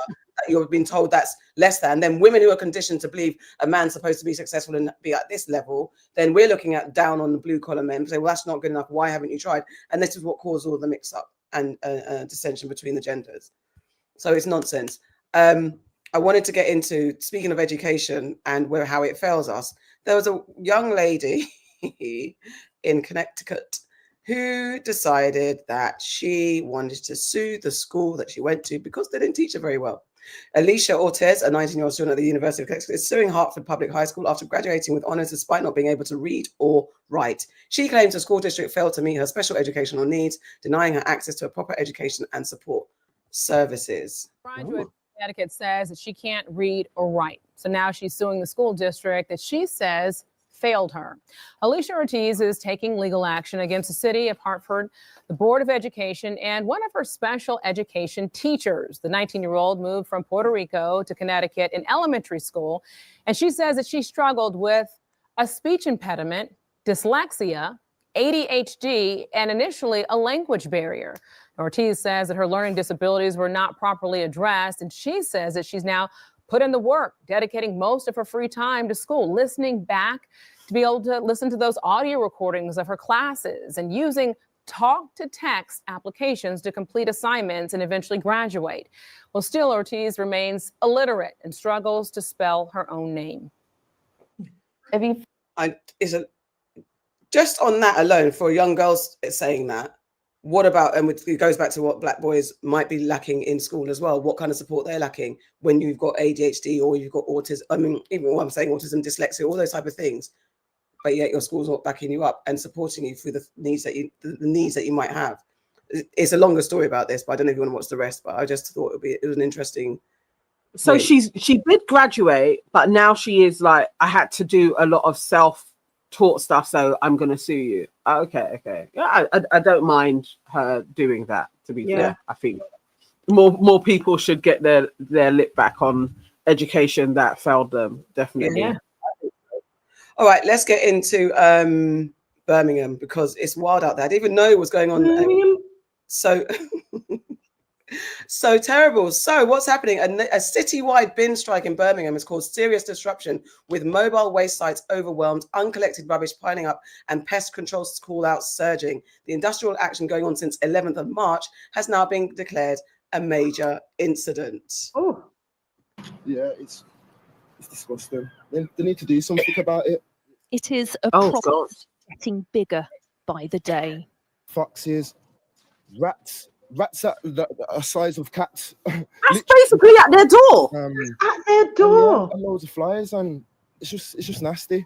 When something needs to be done. 17,000 tons of rubbish has built up on the streets of Birmingham after hundreds of bin workers went on strike over pay last month. The Prime Minister has been asked to step in. It is completely unacceptable. I fully support the council in declaring it a major incident to resolve the situation, and we'll put in whatever additional support is needed. The council is bringing in extra vehicles crewed by agency staff, but striking workers are stopping them going anywhere fast. They claim some are facing pay cuts of up to £8,000 a year. I'm not directly affected at the moment. I'm a driver. But the general consensus is we're going to be next to be downgraded. We're in the middle of a cost of living crisis. So unfortunately, I'm standing alongside these colleagues now who can't afford to pay the bills any longer. The City Council can't afford it either. They're effectively bankrupt, in part due to long-running equal pay disputes and a reduction in funding from central government. I can't see anything happening because the council are members of the very union that has called a strike. They meant to be defending the ratepayers. Whose side are they on? They don't know. The council says they have been consistently trying to find a resolution. They say they've made a fair offer to workers and that no one will face a pay cut of £8,000. But the next talks aren't due until Monday, so this may not be cleared anytime soon. Some residents say they need help and fast. Do everything that you can to keep the country clean again, to get this bin removed. Pay them whatever they need. Give them the compensation that they deserve. The pressure is building to find a solution in a city that looks like it's facing a public health emergency. Lisa Dowd, Sky News, Birmingham. Do you know, like, during Christmas, when they don't come to collect your bins for the Christmas period, do you know how that stresses me out? Yeah. Let alone the number of weeks that has been. And for Keir Starmer to stand and say, we fully support the government, we fully support the council, and we will offer them help. Offer them fucking money. That's what you need to do. They're bankrupt. I just want to play this quick. This is what's happening. It's like divided by a street. It's like warring councils as well. Just a little extension on the story. Food in there. It's ridiculous. Birmingham has a bin collection crisis. Now, you might have already heard that, but what you probably didn't know is that in parts of Birmingham, the bin strikes have created a tale of two pavements. That's because this side of Chelworth Road is run by Birmingham City Council, where some residents haven't had a regular bin collection for over a month. The other side is run by Worcestershire City Council, who have had regular visits throughout the strikes. And all that means is one side of the road has seen bin piling up, whilst the other has had to stare at them. Both me and my sister, we've had bin collections obviously as normal, never had any trouble. Mom and dad and granny, who lives mile and a half up the road, they're covered by Birmingham. So there's been a stint for them where it's been 2 or 3 weeks before they've had a collection. So it's inevitable that rats and other vermin are going to get in. For us, I have a nephew, he's just turned 2. So even taking him out, especially up this side of the street, knowing that there's bin bags lying around and whatever has been through it just is ideal, especially at 2 when he's got his fingers out and, you know, licking fingers and stuff. So it's just being extra aware really of what's around and how to be careful. It's let's have a look at what you could have won situation, isn't it, for these guys on this side of the road that are not having their bins collected and having to live in a worse, dirtier state, I guess, and then literally looking up the road and seeing that business as normal from that side. And I know for these guys, you know, council tax is going up, and especially in our household, it's under the view that part of their council tax role is to collect the bins, and they're still having to collect pay their tax but not have their bins collected. This all comes just days after Birmingham City Council declared a major incident over the impact of the ongoing bin strike, as it estimates 17,000 tonnes of waste remains uncollected around the city. Members of the Unite Union are holding an all-out strike in a long-running dispute after the scrapping of waste collection and recycling officer roles, which has led to rubbish piling up in the streets and residents complaining about rats. The council says daily blocking of its depots by pickets has meant workers cannot get their vehicles out to collect waste. But back on Chelworth Road, the residents on both sides have been feeling and smelling the real-life impact of this standoff. Although some of the bin bags have now been cleared since this story became public knowledge, you don't have to look very far for more rubbish. Well, it's horrendous, isn't it? Okay, so yeah, I just wanted to give you some more context of how people are living. Wild. Oh, that is crazy. I'm literally just about to ask Bardi. Bardi said, I live in the city, we don't have this issue. Bardi, what's it saying in Birmingham? What is going on? But that is disgusting. And I remember my mum used to always talk about in the 70s when there was mass strikes all over the place and the bin piling up in King's Cross and how it was just disgusting. King's Cross was a dump then anyway, but then the bins were making it even worse. But that's Birmingham. I swear they have been having problems for time, like money wise, like Croydon Council, like they effectively are bankrupt. This is going to happen, isn't it? This is like, but shouldn't the government come in? Yes. Or, when they want to send the army to places, that shouldn't the army be doing something about this shit? Yes. The army, at the very least, if you want to do something, Keir Starmer, but you don't have the money for one reason or another, maybe because you're sending weapons to places you shouldn't, maybe what you should do then is send in the army or the reserve army or whatever they're called to Birmingham to collect the rubbish. Because if you have a rat infestation, the next thing you're going to have is a spread of diseases. And then you're going to have a whole different problem. If I lived on that street, yeah, where one side was one council and the other side was the other council, know that I'm taking my rubbish across the line. I'm definitely doing that. I'm taking my rubbish. Stop me. I'm going to drop it outside the council. I'm taking my rubbish and I'm putting it somewhere. It's not staying outside my house. It's not staying outside my house. I'm definitely going to I'll drop it outside the council. That's because what the thing is, are the residents allowed to stop paying their council tax while this isn't happening? No, they're they're not. And council tax is the thing that they will take you to court for in a minute. Yes. Body gang is responsible. It's really bad. Birmingham is a mess with money at the moment. I'm sick of paying the council tax for the city, and things either take too long to come or things like this. Anytime I have to walk past a big pile of bins, I'm crossing the road because of the rats. Oh no. Oh no. Did you see that video of the workers trying to clear the rubbish area? They managed to actually get to a street and the rats chased them away because they were so big. You know, it was going around. Mate, yeah, they ran. Eventually clean it out. Oh, Man, it's horrendous. and it's because I think there was the woman that was the clip that I showed of the black guy. I swear when it started, she was like retching, she was coughing. Yeah. She was like, no. That is horrendous. That is horrendous. I mean, real thoughts and prayers of the people that are having to endure this. Yeah. And for the strikers, people always shit on people that want to strike and unions and how restrictive they can be and hold things up.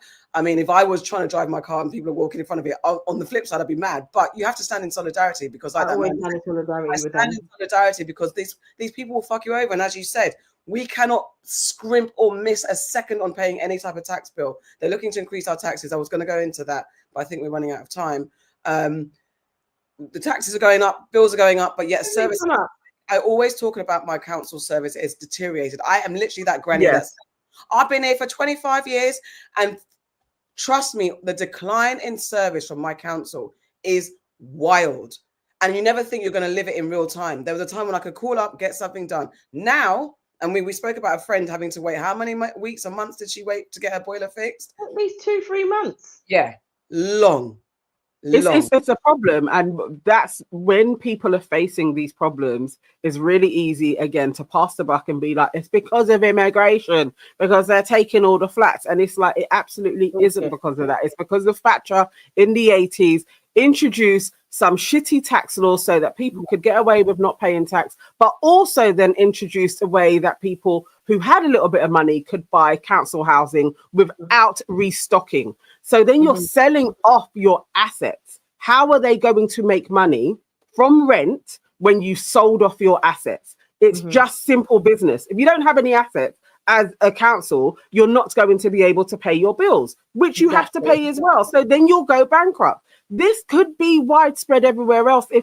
They have to sort things out so that councils can actually run and they have assets and you don't keep on selling off shit. If you sell off everything that's in a country and you don't own any of your natural resources, we don't own telecoms, we don't have our own airline, we don't even have our own train systems that is feeding the economy so that you can pay for shit, we're all going to have bin collections issues before long.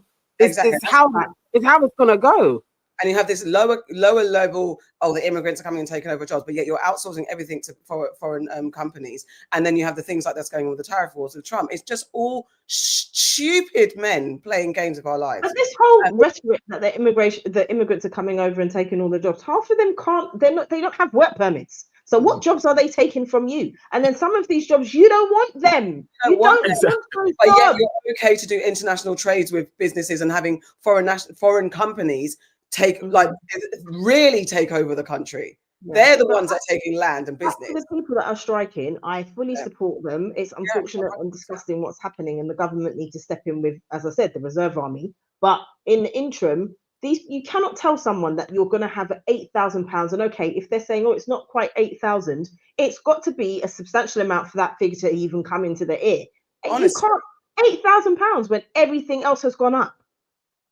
Rents have gone up to an eye-watering amount. Council tax, gas, electricity, all of it has gone up. It's pathetic. Yes. And then council bosses are getting huge pay increases every year. The money seems to go into. They manage to find a wage to pay themselves. You can't plateau. Even that whole austerity shit. you can't freeze people's wages when everything else is increasing. Going up. It doesn't actually make any sense. And I hate that there are so many normal folks in support of not taxing the rich. Like they are the rich that we're talking about. It actually just really annoys me when you have normal people being like, but you can't tax them because they're gonna leave. Let them leave. I want to. If they leave, there's more assets for everybody else. Like, let them piss off and go about their business. I want to pause you because there's such a story that we want, but we don't have time because you guys need to go. So I'm going to wrap it up in this one. We will have to talk about it next week about people leaving and non-dom status. But the solution to this could also be, let's move to these billionaire towns because these billionaires are building cities. Two things to play. Well, one's a video and one's a slide. Their own cities for you to live in. Today, it's pretty hard to buy a country and make yourself king. But a few tech billionaires are getting a head start by building their own cities. Here are the top 3 cities you might want to live in. But personally, I would avoid the last one. 3. Belmont by Bill Gates. This will be an $18 million smart city. That means citywide Wi-Fi and sensors that will watch everything. With all that data, Bill can automate things like trash collectors and fire brigades.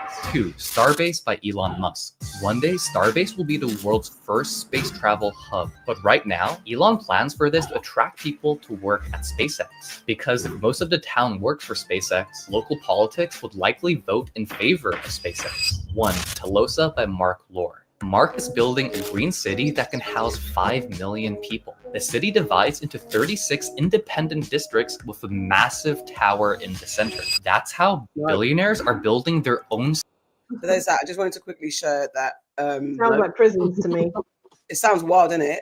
So there's I'm a few, good, thanks. There's a few more billionaires as well. So you got, he said Elon Musk Starbase, and he talked about Starbase. You've got Bill Gates' Belmont, which is again, Peter Thiel's seasteading, which is floating cities in international waters free from government regulation and built on radical self-governance. This concept, developed by the Seasteading Institute, proposes autonomous ocean platforms that host experimental communities. These mini cities would be modular, sustainable, and politically independent, attracting innovators, startups, and those disillusioned with traditional states. Initial plans. Wait, that time. Sorry, I was going to say, read that comment. Men will do anything other than go to therapy. Honestly.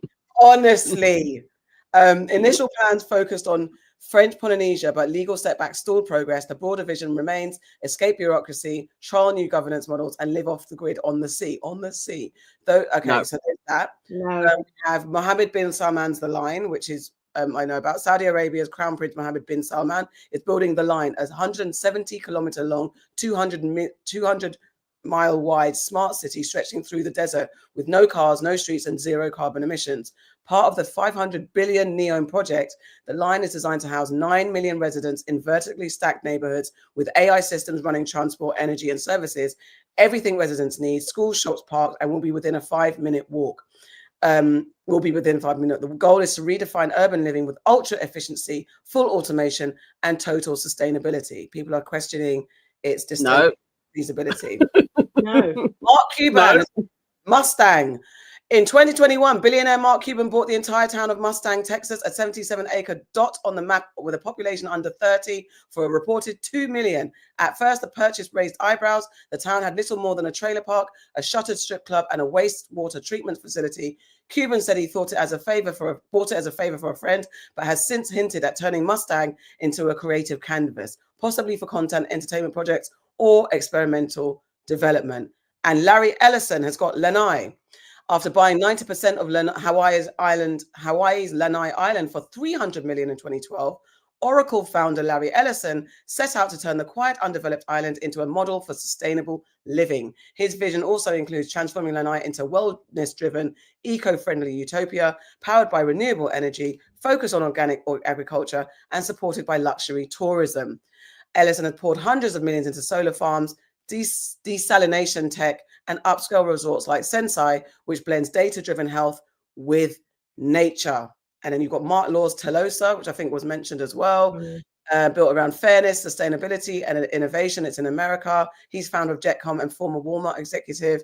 Calling Telosa meaning higher purpose in Greek, the city aims to reach 5 million residents by 2050. Its core idea is equitism. The land is owned by community endowments, so rising land value funds public services like education, healthcare, and transport.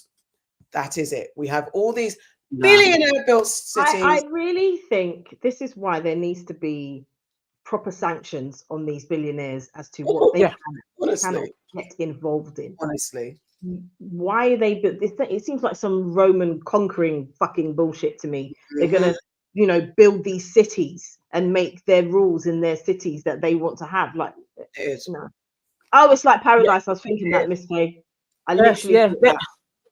I was watching a documentary. Actually, it's a town in America, and they've been threatening and taking the people to court for not selling their farms.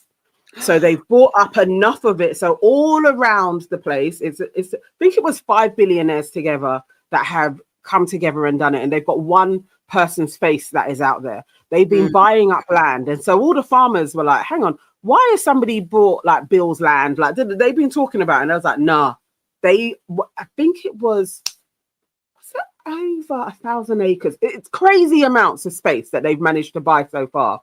And then now they're taking the townspeople that are still there to court, saying that they can't collectively decide not to sell. Like that should be against the law. And they're using some law in order to do this as well. But they are trying to do one of these tech cities. This is, it's out somewhere in the desert somewhere. And they literally are like, we are going to, well, it's not in the desert because it's actually in a fertile area, which is what the farmers were saying. If we sell off all of this land to these people where we feed so many Americans, what are we going to do? Because if they own all of the feeding, they could feed us anything now. If you get rid of independent farms, they are going to be feeding us shit that is produced out of flipping GMO stuff. Like you don't know what you're going to be getting, but they're buying these places and they're bankrupting people in the process. And it's like these rich white boys and their playthings. Not just white, because there's the Saudi Arabia guy, of course, but in general, these rich billionaires with their dicks out. It's like, I'm going to build a city. No, I'm going to build a city. No, I'm going to build a city. And all fundamentally saying the same thing, that it's going to be a utopia. We're going to have this kind of free living. We're not going to have the rules, but inevitably there will be rules. There will be dictatorship, and there will be a detriment. And there's going to be hierarchy, no matter what, because of what you know. You're not going to undo what you've learned. And you're a billionaire for a reason. Capitalism has buoyed you to the place of this superpower that you think you have. It might bode well for a few of the rich. It's not going to bode well for anybody else, I believe. And as someone said, not a normal person. They're not going to be invited. You've got to probably have an entry point. And if you are invited, you're coming in at the lower end to be a worker bee. Yeah, you're going to be a worker. I mean, the Saudi Arabia one, that he basically said there's no transport and you're going to have everything within a 5-mile radius. That to me is prison. Correct. So my 5-mile radius is where I live, and can I leave? Correct. Can I go anywhere else? Or are you then going to be like, well, for 2 weeks a year, you are allowed to fly somewhere? It literally sounds like prison. It's like, no, I'm going to be all of these cities. There's prison. All of them say prison. Rilo said, but we were all in favor of Akon City. Remember when Akon was going to do his kind of, but I don't think it was the same thing. And I think it was more about the empowerment of Africa, his country. I wasn't actually. I didn't believe Akon because his money was coming from China. It actually just felt like the beginnings of the Chinese people actually taking over, and this is it's the same as slavery. It's like you send forward the chief first of all to speak about it, so everybody thinks, oh, this is a standard trade. And then before you know it, they come in and it's not a standard trade. It's like, no, Akon being that conduit to having millions, hundreds of millions of funds coming in from China, I'm highly suspicious of. Very, very suspicious, actually. And we should all have a suspicious eye on him because it weren't like he was great at music in any way either. Like, I don't trust him. Here and there. But yeah, there's all of that. And he had some kind of questionable views on women as well. And Serena's right. You're absolutely right. Let's be Black Wall Street. That city will get burned up in 2 weeks. Let us come together. Come to find out. So it would be great if the Black billionaires got together and actually did something. I would at least watch it take place. I'm not going to live in a city that is being created with these utopias. I'm not going to be the first one anyway, unless I'm doing it myself. I'm not going to be the guinea pig, to be the slave. And I'd rather they took their money and actually helped fix the people. world. Yeah, fix the world. Yeah, exactly. Help fix the world because they've got enough of it. Right now, they're just doing Lego. Yeah, it's not a solution to build away from everybody because also telling us that we can't fix this. Mm-hmm. So what are we all fighting for? So then you're going to have our attention turned to this. There's utopia. This is such sci-fi films. This is every sci-fi film. Yeah. We're literally going to, and then we're going to be either on the train at the back, we're going to be downstairs at the bottom of the silo, we're going to be at the outside of the paradise. All of this stuff we're always told. They play in our faces so much. So much. That was actually supposed to be a light one, but it's actually quite serious and quite. You know what? Strike 22 is right. He's saying black billionaires aren't real billionaires. I feel you.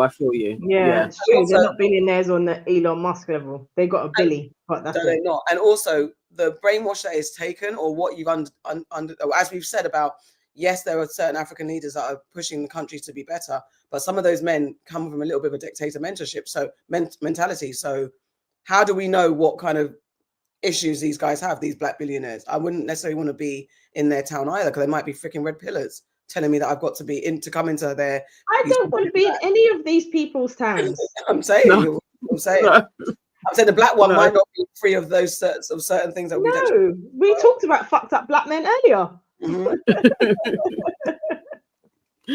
Oh my god, no, it is actually scary though that they're building these. I remember years ago it was like Trump had that. This was when people liked Trump, but I swear there is somewhere in Florida and Trump owns, well, one of his companies owns most of the properties there. And so he was like creating towns, and it was known as like Trump towns. Like they had certain things, they had certain aesthetics and houses. And it just reminded me of Stepford Wives. Yeah. Like, you know, if everybody's house is in a row and the women all look a certain way and the husbands all go to work in one place. Basically what Elon wants to do with the star-based place, it's the same thing. You all go and work in the same, your houses look the same, you all socialize, and then you can be indoctrinated. Yeah. To literally be robots. Like, no, I'm not going to live in their little town. In order to escape such things, because they might then start drafting and say, well, we need you to come and work in our space anyway. You might not have a choice. We might have to redirect all our efforts that we have in our normal land, and then the billionaires are like, no, actually we want to introduce a rule to have you work in our cities by force, because where are we going to get the people from?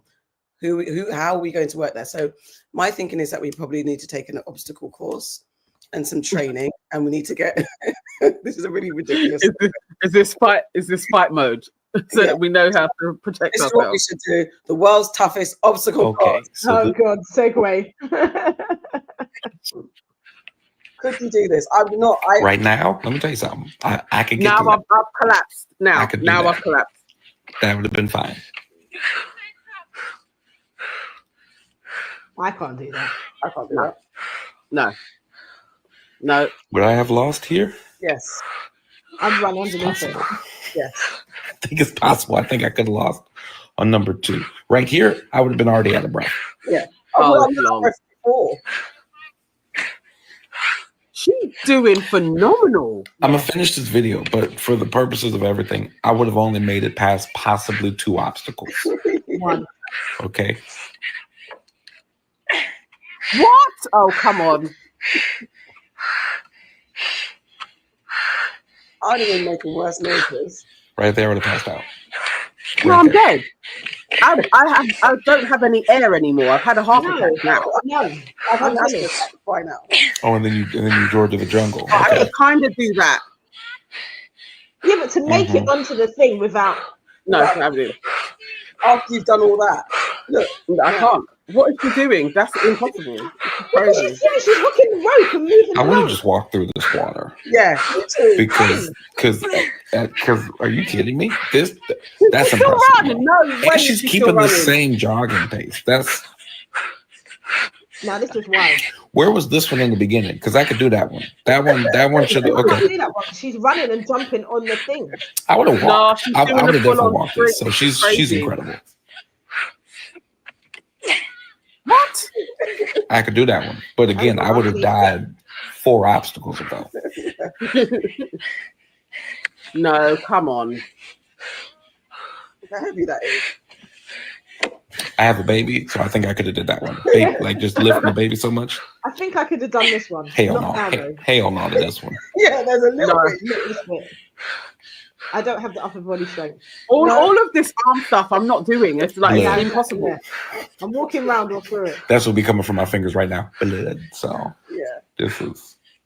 She is just doing this She like go it's down and back up. What? I could barely do 20 push-ups. And I we can't even okay. do push-ups. I find I can do 2, 3 push-ups at max. Proper ones. Nah, this is wild. Ow, my hand fell off. She's good. Oh, this is the last one. Running. What? How does she have energy? On the first try, my guy? Yeah, she got through this obstacle 3 days faster than I would have. She's got energy to jump after. No, that's amazing. But that's the levels we Wow. need to be able to survive the world. That's where the world's going. So I'll be behind her. I would be cheering because That's what I I'm mean, behind her. Or I'll be on her back, then she can carry me. Wow. That's Yeah, insane. she's the best. She's a G. My God. Yeah. So, guys, that's what the levels that we need to be at. A lot of news. Rilo. Bet she can't cook. Oh, God.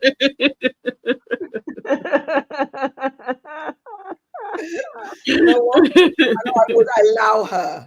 Oh shit! I put the one up. I would allow her. It's like, imagine that That's she so would come funny. home to a man saying, "And where's my dinner?" Imagine. Imagine doing that, and at the end, that's what someone said to you. Where's my dinner? Oh, you had a nice day. Oh my God, I can't even. done. That Where's the dinner? first stretch of run, I couldn't do. I don't even run for the bus anymore because when I get on, it's so embarrassing. It's just I'm hot. I can't breathe. Sometimes I feel like I'm on the verge of having an asthma attack. It's that first run she did. I'm like, no. I don't run. The most No. I do is walk at pace, but I definitely don't run. Every so often I run for a bus and it varies. Sometimes I can do it, and other times it's like, because the other day I had to run for my bus, and I was just like, I had to do like a pace and just like, "Ho, I beg you, please let the bus stop because I can't sprint. If I sprint, it's like that. It's like a rap. I'm like It was bad. It was bad. Now I might run downstairs, like like when you have to get the train or something like that. I think that's the only time you might see me run. But it's Okay, not yeah. like yeah. with the help Yeah. of an escalator. My God. Yeah, downstairs or down an escalator, I'll be fine. Up is long. Long. That's a problem in itself. But to lift myself up, it's not happening. Yeah, I can't. I don't have the upper body strength. I thought, No. you know what? I'm out. When you watch these things, you think, yeah, man, because they make it look easy, but you just know She about did. She made it made like, it look easy. you must be but it able still to look do hard. that rope thing. Like, just put it over, just do that. She's literally just going. How do you even know to do that? Like, this is what, because I would have thought to swing, but she was like, no, we're going to hook it and move, and hook it and move. Yeah. I don't even have the thought process that she has.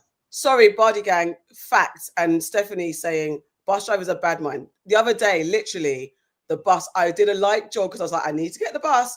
The bus went, and my bus is like, it's one bus that comes from White City that goes onto my road. So there's one bus. I've started walking a bit more now, but I wanted to get the bus because I was tired. I've just been to the gym. So I did a jog to try it. Man just went on Zoom. And They're that on bus a schedule. takes every half an hour. Yeah, they are. Huh? They're on a schedule. And was you Those- doing a black woman run though as well? Was you doing the black woman? Like the little. Where he's like, no, if I'm gonna wait for you, I need effort, and you're doing a light. He just zoomed. Do you know what it is? They can be on a schedule, but no, there's you know when you're supposed to come into the bus lane. I'll give him this, that maybe he saw there was no one at the bus stop. Maybe he didn't see me running, but at the same time, do us a favor and come into the bus stop because you don't know what's going on. He stayed on the outside outside. Oh, okay, so he was like, I'm not even stopping. If he can see there's no one there, no one's pressed the bell. No, Yeah, they got to go about their business. I get it. Because also I've got the same bus driver that I swear I've been on his bus about a couple of times this week and last week where he's like, I've got to sit down for 4 minutes to regulate the schedule, and I'm just like, want to tear his skin off. Yes, I hate that. I hate when they do that and you're there like that 4 minutes is going to make me miss my train. Yeah. But you were just saying that he should leave. So he should wait for you.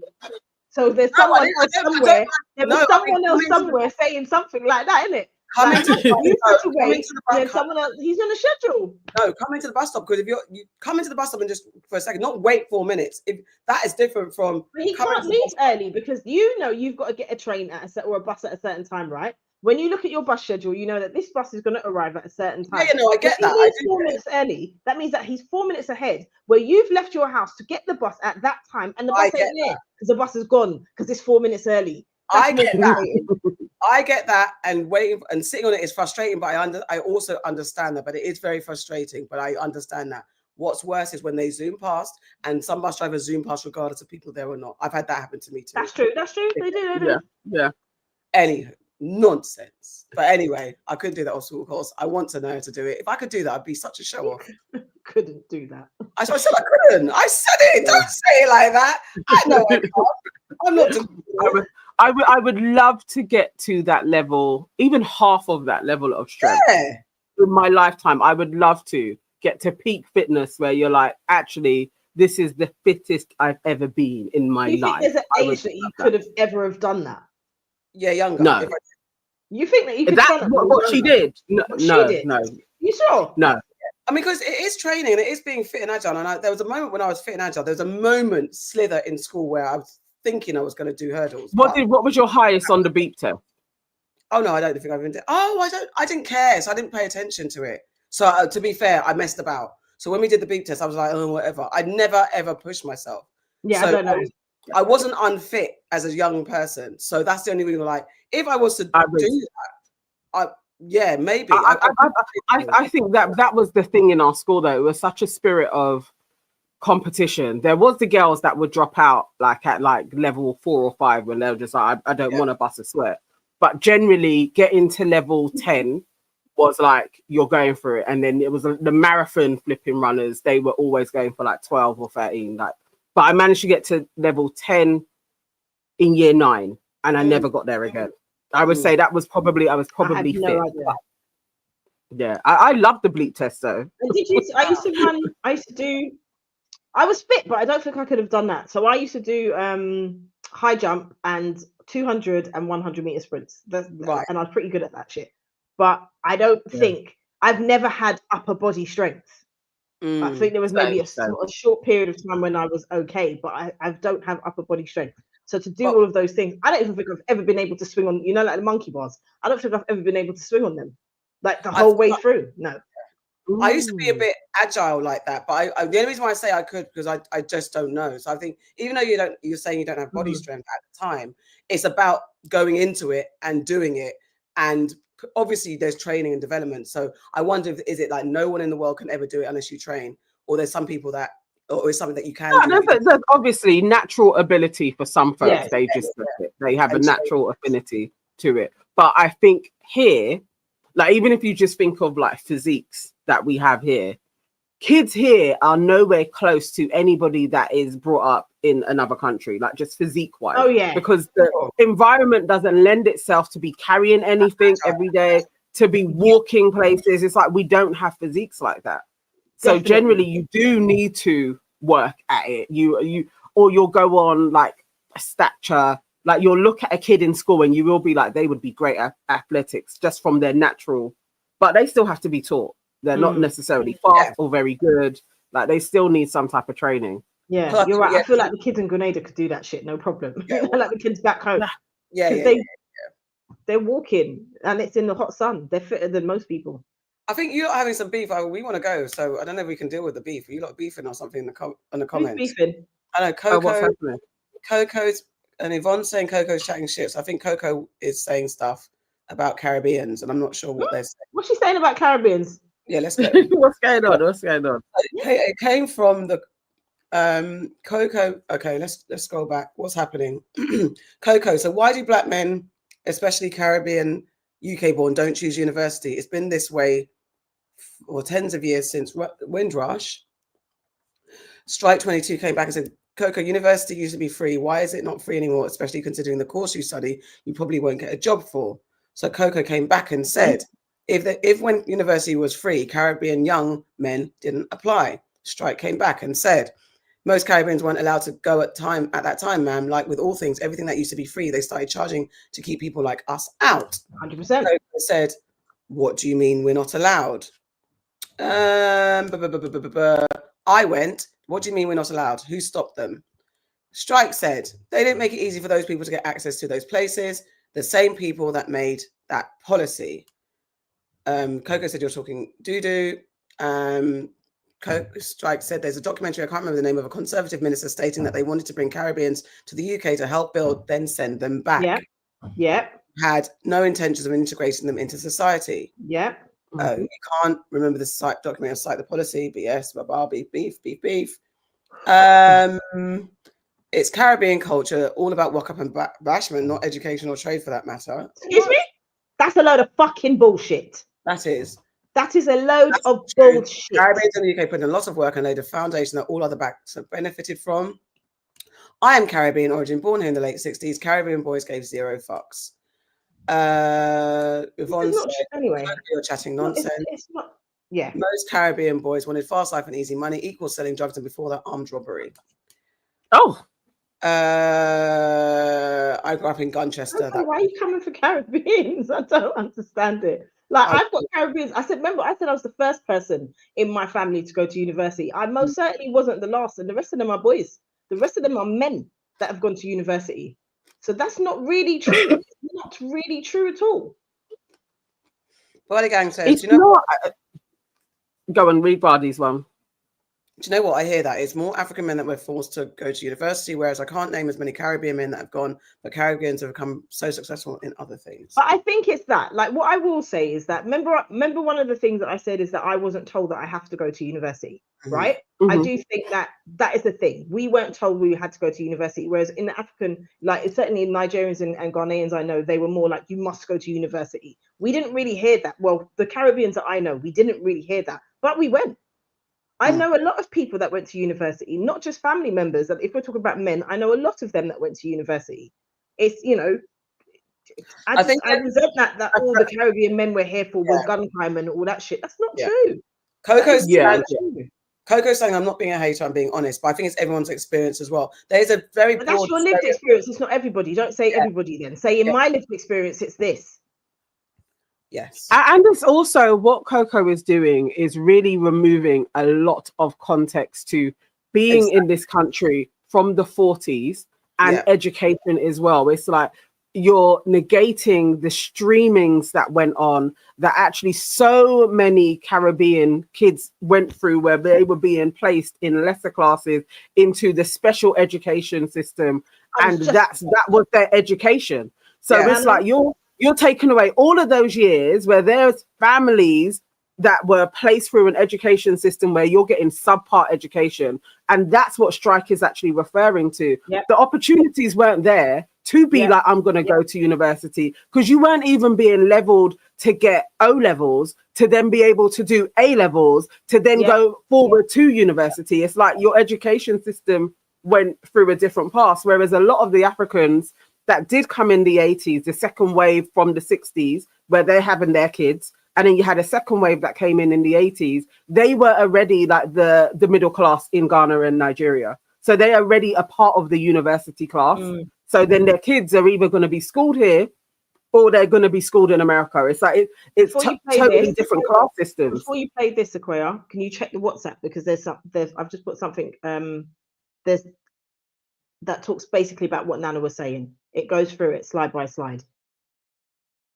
Yeah, I think it's really unfair to level criticisms at a culture that was thriving in a really racist environment, and then to pit the acceptable kind of immigrants against each other. And I mean, that's what's gone on with African and Caribbeans as well. It's like the Africans were the acceptable kind of standard of immigrants here, but they were a different class of immigrants that were coming over here as well. So it's different experiences.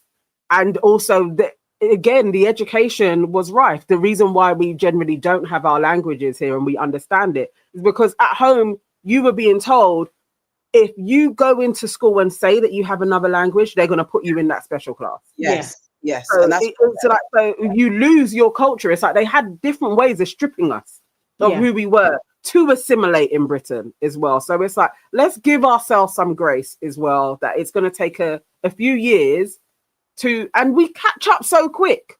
These guys can throw everything at us and we still keep on rising. They're pissed off, man. Exactly. So British MP is calling for a public inquiry into the historical classification of Black immigrant children from the West Indies as educationally subnormal during the 1960s and 70s. Labour's Kim Johnson, who represents Liverpool Riverside, has been a strong advocate for those impacted by the educationally subnormal ESN policy, which was disproportionately pushed onto Black children, often relying on flawed IQ tests. Many of those affected were part of the Windrush generation who arrived in the UK from the West Indies and other Caribbean nations to address labour shortages following World War II. So I'll just run through these slides. In the 1960s and 70s, the UK sabotaged the educational prospects of Caribbean origin children by making them sit unfair IQ tests, pushing them into inappropriate schools.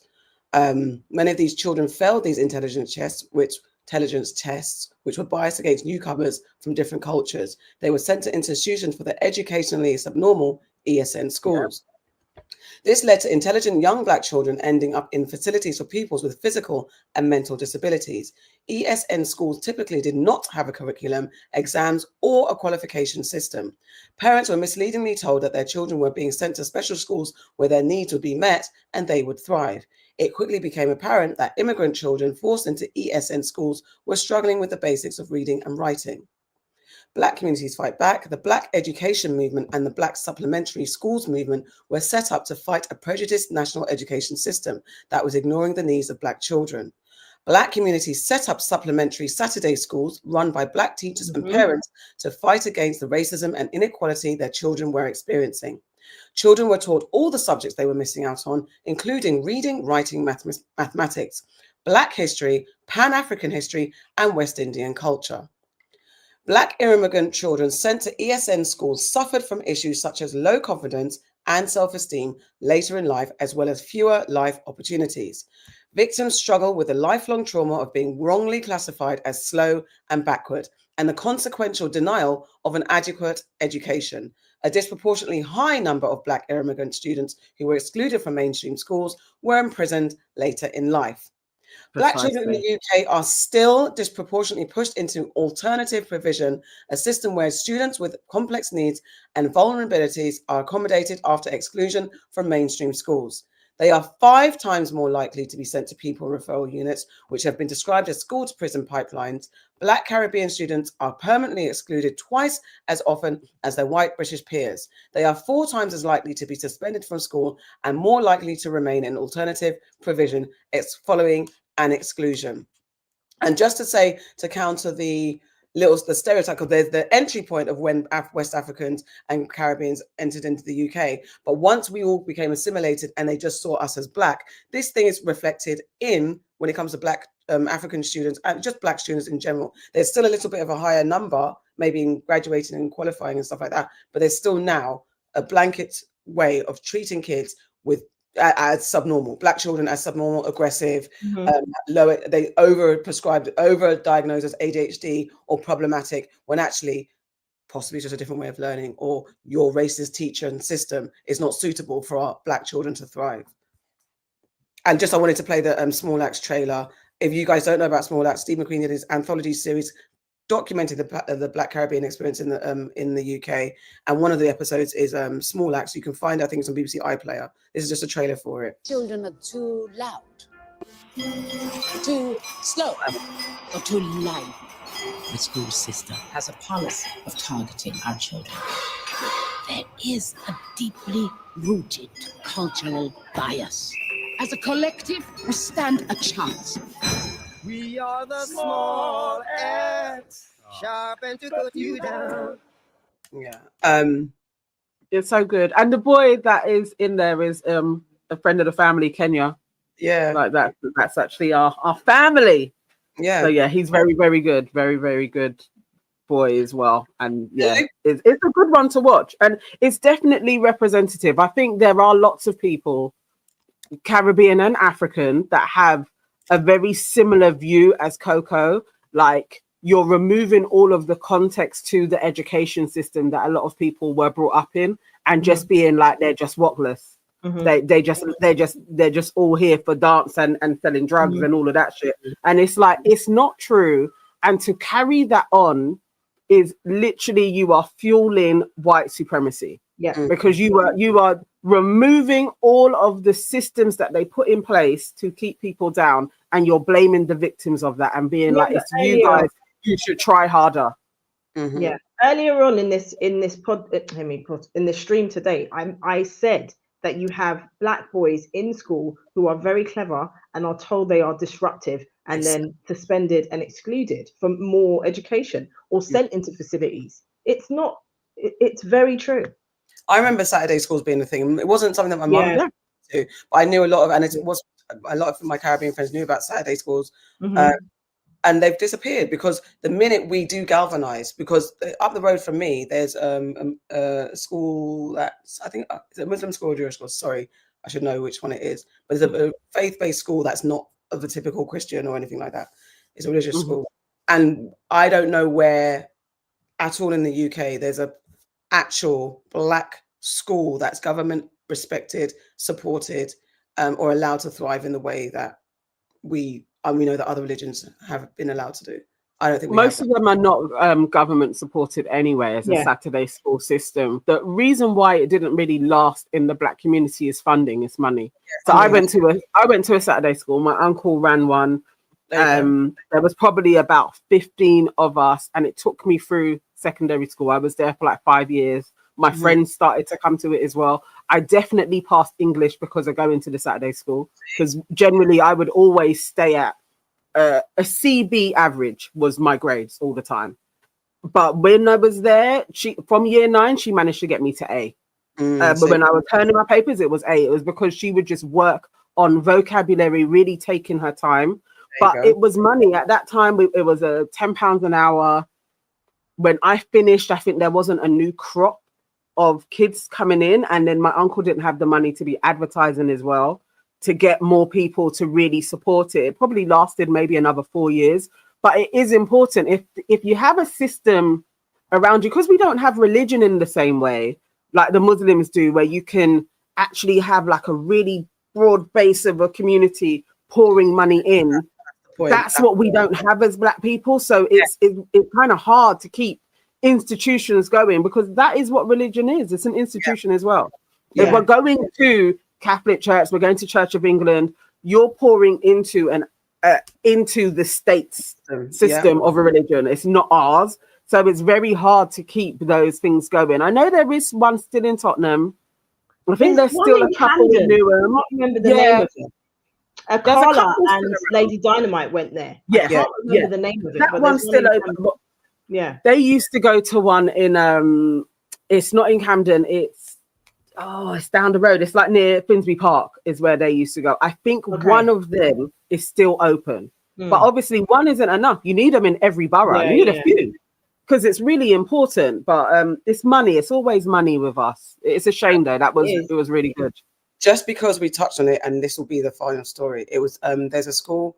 A growing number of Australian families are ditching traditional education for a radical alternative. No school, no teachers, no tests. It's called unschooling.